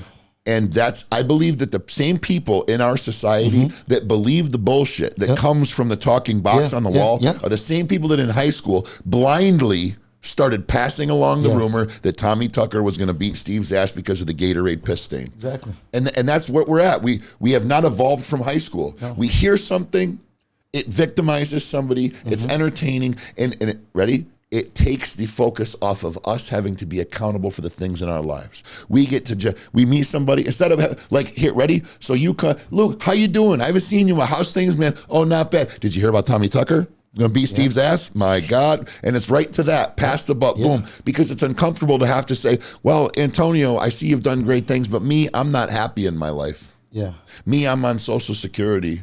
Yeah. Me, I haven't been able to find a good relationship. Yeah. Me, I don't drive a nice car. Matter of fact, I ride the bus. Me, and anybody who's on Social Security or rides the bus is not a shot at you. There's plenty of you that have it that way for a reason, and that's what those systems are there for. Yeah. I'm talking about the people that are perfectly capable of getting a job. I'm talking about the people that should hold themselves accountable and try to do better in their lives. These are the people that just take and deflect, take and deflect, take and deflect. They don't want to take accountability for what's going on in their own life. They don't want to have to assess. They don't want to have to look in the mirror and say, okay, not happy with what I see. Yeah. I got to try to fix this thing. Yeah. No, I believe that the media gives them an outlet to try to deflect and put the focus on something else. Furthermore, when they go to have a discussion at school with the other wives that are asking them about their kids, hey, didn't your kid just come to school and wasn't he the one with lice? Yeah, but did you see Kim Kardashian?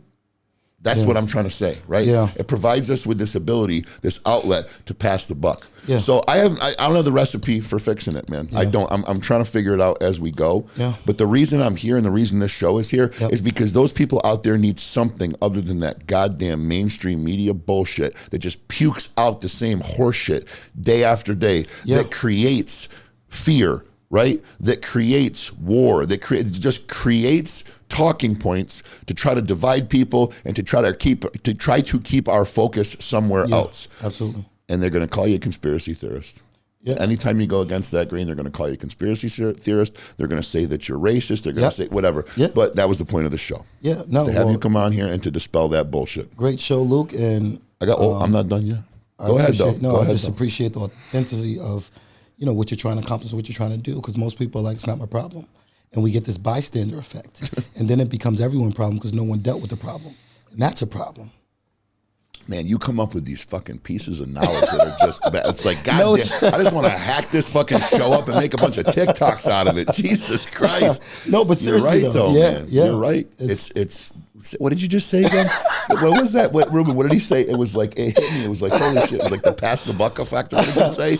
No, the bystander effect. Yes. Like, God, man, it's like I talk for circles for a half an hour, and all I got to do is wait for Anthony to be like, and then there's the bystander effect. No, but it's must be the college education. Yeah. Hey, listen, It just flows. You're right, though, man. Yeah. It's you, and that's why I love having you on here, and that's why I wanted you on here, because you put it up and packaged it and delivered it beautifully. It's what it is. Yeah. No one wants to jump in and say, wait a minute, I'll expend resources and energy and put myself in harm's way to help with that, because everybody's playing the short game. See, I'm playing the long game. I'm looking at, my son's 5 years old. What's going to happen when he's 15? Exactly. What's going to happen when he's 25? Yeah. That's 20 years from now. Yeah. Look at how technology has progressed in the past 5 years, past 10 years, okay? When I was 28, God, I don't even want to go back there. People were writing on stone tablets with fucking little damn wedges at that time.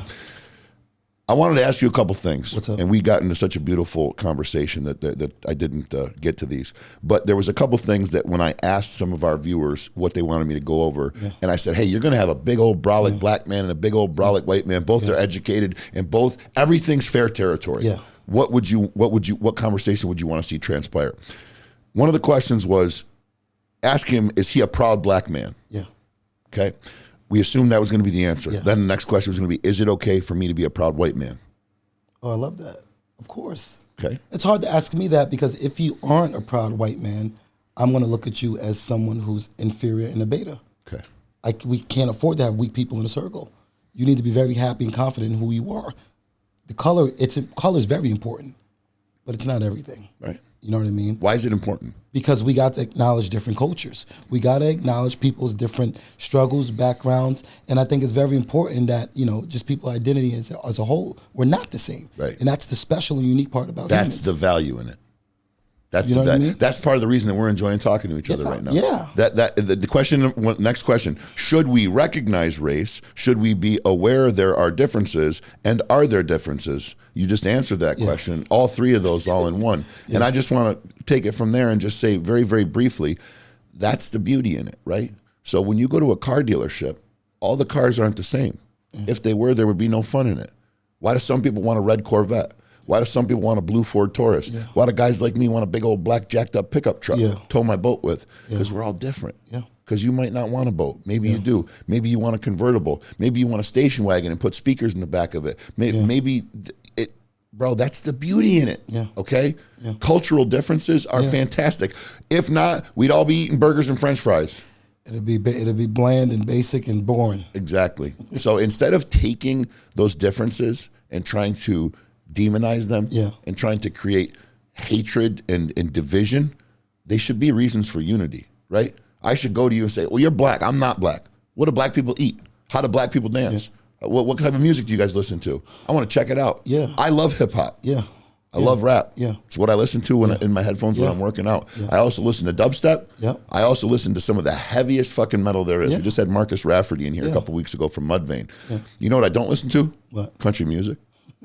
That's fine. And that's fine. We're laughing because you know it's fine, and I know it's fine. But you get, narrative subscribed people in here. They'd be like, wait a minute. No, here's what would get them. If you said, you know what I don't listen to? Rap. That would have been hilarious. Oh, if you don't listen to rap? No, you. Check this out. Okay. This is how messed up our country is. Right. If you said I listen to heavy metal, I listen to rock, and I listen to, jazz, don't listen to rap. That's okay. Right. And I don't care if you don't listen to rap. You know what I mean? Like, that's cool. That's fine. Charlemagne wouldn't think so. But listen, and I can't wait. I hope he invites me on the show. I'm telling you. For real. You want to talk about divisive, bro? You want to talk about a sellout, but that's a different story. We ain't even going to get because listen, I watched these people for years, and I realized you have an agenda. Yep. You ain't being real. Stop, man. You wasting. No. You don't even send me an invite because you're wasting my time. No. Because you know what he does? You know what he does? He goes like this. He goes, "Hey, Antonio, nice to have you here. So glad you could be here. Question number one. Yeah, that's great. Question number two. Did you sleep? You're my friend. Did you cheat on your wife? Yeah. Did you beat this? Come on, You're man. my friend. I like you. Yeah. We're the same. Yeah. We're friends. Oh, yeah. What's that? Hang up. Yeah. Boom. Got him. Headlines. And now Charlemagne the God dispels Antonio Diaz. That was rough in the headphones. Yeah. Sorry, Ruben. But you get what I'm saying? Yeah. He's a member of the mainstream media. Yeah. Ding. Of course. You get the ding sound effect? That's what I love about post-production. That's cool. This guy exists. That's so funny. Ruben's awesome. Differences in our paths to success, our upbringing being so different, okay? How do you think that played into how you got to where you are today? I think we've already kind of answered this. I think that I know you heard the whole tough time produce, you heard that quote. How tough times produce tough people or something like that. Tough people produce weak men. You know what I mean? Okay. I think, and I think I had tough times. It produced strong man. But strong men, if you don't do it right, can produce weak men. So my goal is to take my tough times and help my kids become warriors, because that was the conclusion of that quote. And I think because of my tough times, everybody will go through a struggle. You can try to dodge it all you want. Life will hit you with something. And I got hit early in life, and I'm grateful for that, because some people will get hit. You really are grateful for that? Oh, absolutely. Okay. Listen, bring the smoke. I want all of it. You know what I mean? Because I know it's real. You're going to get hit. Spoken like a champion. You get what I'm saying? Like, you trying to avoid life, dodging reality, dodging the fact that you have responsibilities. It's only going to kill you. You need to conquer it. You need to listen. This has not, and again, maybe I know it's a testosterone thing, because genetically I don't have high testosterone, but it's like you were built to be a warrior. Why are you playing small? Oh, I get it. You fell into the narrative of TikTok and this and that, and you doing all these weird dances, and you aren't making any money. Right. You ain't changing any lives. You're not creating any movements. You ain't writing any legislation. This is gonna sound mean. You're not wasting space, but you're not being productive. Right. You need to experience real life to value life. How do I value where I am? Because I know where I came from. Yep. You know what it could be. I know what it was. Right. Forget that. I know what it was. You don't want to go back there. You don't. No. So let's not even look in that direction. Listen, man, I am so grateful that you were here today. My head's spinning, man. It's just so amazing to me. It's so amazing to me how we can watch the TV, we can watch the mainstream shows, we can stay fixated on all these people who are celebrities and billionaires, and they just bring forth this information, and it's served to you on a silver platter or in a McDonald's bag, and you munch it and you gobble it, and everybody buys it and everybody believes it. But when you talk to the people that are creating, when you talk to the people that are accomplishing great things, okay, it's so funny, man. Everybody I have in this studio, our thoughts, our opinions, our feelings, I try to argue. I came in here today with the intention, with my notebook, to disagree. Yeah. I really did. I wanted to have little, comfortable, friendly arguments so we could show people, listen, it's not about race. It's about differences in people and opinions, and there are differences in culture, and sometimes that could spur an argument, but Antonio and I are going to show you how you get to the other side of it, and that's how we became friends. But I couldn't do it because we agree on too goddamn much. You brought the wrong person on, man. Oh, man. Sorry, they wouldn't like us for CNN. I don't. Yeah, they would. We would be boring. But the good part is, this is shine light on that there are people out there, Luke, who's from a completely different background, but have the same ideation. You know what I mean? Like, we can meet listen. We take different routes. We're meeting in the same spot. 100%. I think there's a lot of people like that, but some people are further on their path. Some people are closer. But when you get somebody, the scary part of having somebody that disagrees with you is 9 times out of 10, you're not going to change their mind. Right. And it's very toxic, because you're going to be arguing with someone who just don't get it. Who don't get it. And that's so bad. And their ideas are based on facts. Right. You ever argue with someone where you're like, listen, can you just hear me out? You're responding. You're not even listening before to I me even saying. speak. Yep. Yeah. I can't. It's toxic. And I say, you're going to get somebody in here that disagrees. And you got to think of your approach, like Jesse Lee. I'm going to have to hunt for it now. But no, you're going to get it, because the world's going to give you what you want. I believe God's going to put it right in front of you. But you're going to see how it's almost aggravating to the point where you're like, yo, this person is blinded. Like, are you okay? Because I'm serious. I know people that legitimately. You and me both, bro. You're going to be like, yo, is this real? Right. But our hope, we are people that hope we can educate people and help them. Yep. But people that are disagree, I've been there. It's like, now you're talking about the people that enter the conversation and they've already disagreed. Their mind is made up. Man, they hate you because you're white. I go into a conversation hoping to gain knowledge. I go into a conversation hoping to learn. And if I get halfway through the conversation and I believe that my point that I'm trying to drive home has now been discredited, and I've learned that this person's opinion, point, position, whatever, is stronger than mine, and that I was wrong, mid-conversation I'll shift. And I'll start going, you know what, man, I appreciate that. I didn't know that. Actually kind of changes the way I view the thing. Thank you for that. Tell me more. Absolutely. You know what that's looked at as? Weak. That's what they would like you to believe. Which is fine. They would like you to believe that that's weak. You're being a beta. But exactly. But here's the bottom line. Okay. You and I agree on a lot of things. Okay. You and I have both accomplished success. You and I don't think lose sleep over what's going on in other people's lives. Okay. We are also both on a trajectory towards success, and we are not bothered by the bullshit. Okay. Nope. I'd like to explain why that is to my audience. That's because we are too goddamn focused on being productive. Okay. I don't have time to buy into the bullshit. I don't have time to incessantly watch the TV and say, feed me what I need to know. What I do is I create. I progress. I move forward for the sake of myself, my success, and my family. And if along the way I hear some white noise, and that white noise says, hey, there's something going on that you might want to concern yourself with. We're near an election. You're going to have to pick a leader. There's conflict that might come your way. You're going to need to pick a side or at least be educated on it. Then I go, I listen a little, and I research. Then I draw my own conclusion. 9 times out of 10, the conclusion is, well, that's fucking bullshit. They've tried that many times. I'm going to go back to creating. But the common theme is when you are so focused on trying to progress yourself and your family, when your primary focus is on getting better, bettering yourself, bettering your spirit, bettering your mind, bettering your physique, there's only so many hours in the day that will be occupied by you trying to make progress. You won't have any time to worry about the bullshit. And the people that I have on this show and the people that I continue to meet just don't have time for the bullshit. So I compel you, my audience, I compel you to start filling your days with productivity. Start becoming like Antonio Diaz if you're a young, aspiring black man. Listen to the words that he said. Don't let the narrative hold you down. Don't let the people that want you to believe that white people and institutional racism and critical race theory is oppressing you and holding you, because this is a shining example of the fact that when you don't buy into the bullshit and you just say, I don't care what you put in front of me, I'm going to continue to go in that direction and I'm going to get where I'm needing to go regardless of what you do, they can't affect you. And he's a living example of it. If the words of the narrative were true, and if the words of those people were accurate, you would not be an IFBB pro. You would not be a successful businessman. You would not be an influencer. You sure as hell wouldn't be sitting in that chair. And I wouldn't have paid to fly you in from Arizona to be on my show. All you have to do is believe in yourself and not buy into the bullshit. It's very simple. Me, I was in prison not too long ago. I had a terrible drug addiction. I robbed a bank. They wrote me off, man. A long time ago, they wrote me off, and they should have, and rightfully so. I burned every bridge I ever crossed. But I made a change. I made a change, and I decided to get better. And I decided to buy into the fact that a good moral compass would guide me in the right direction.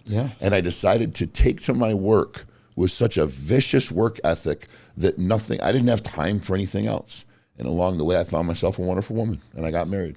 And we had a beautiful child.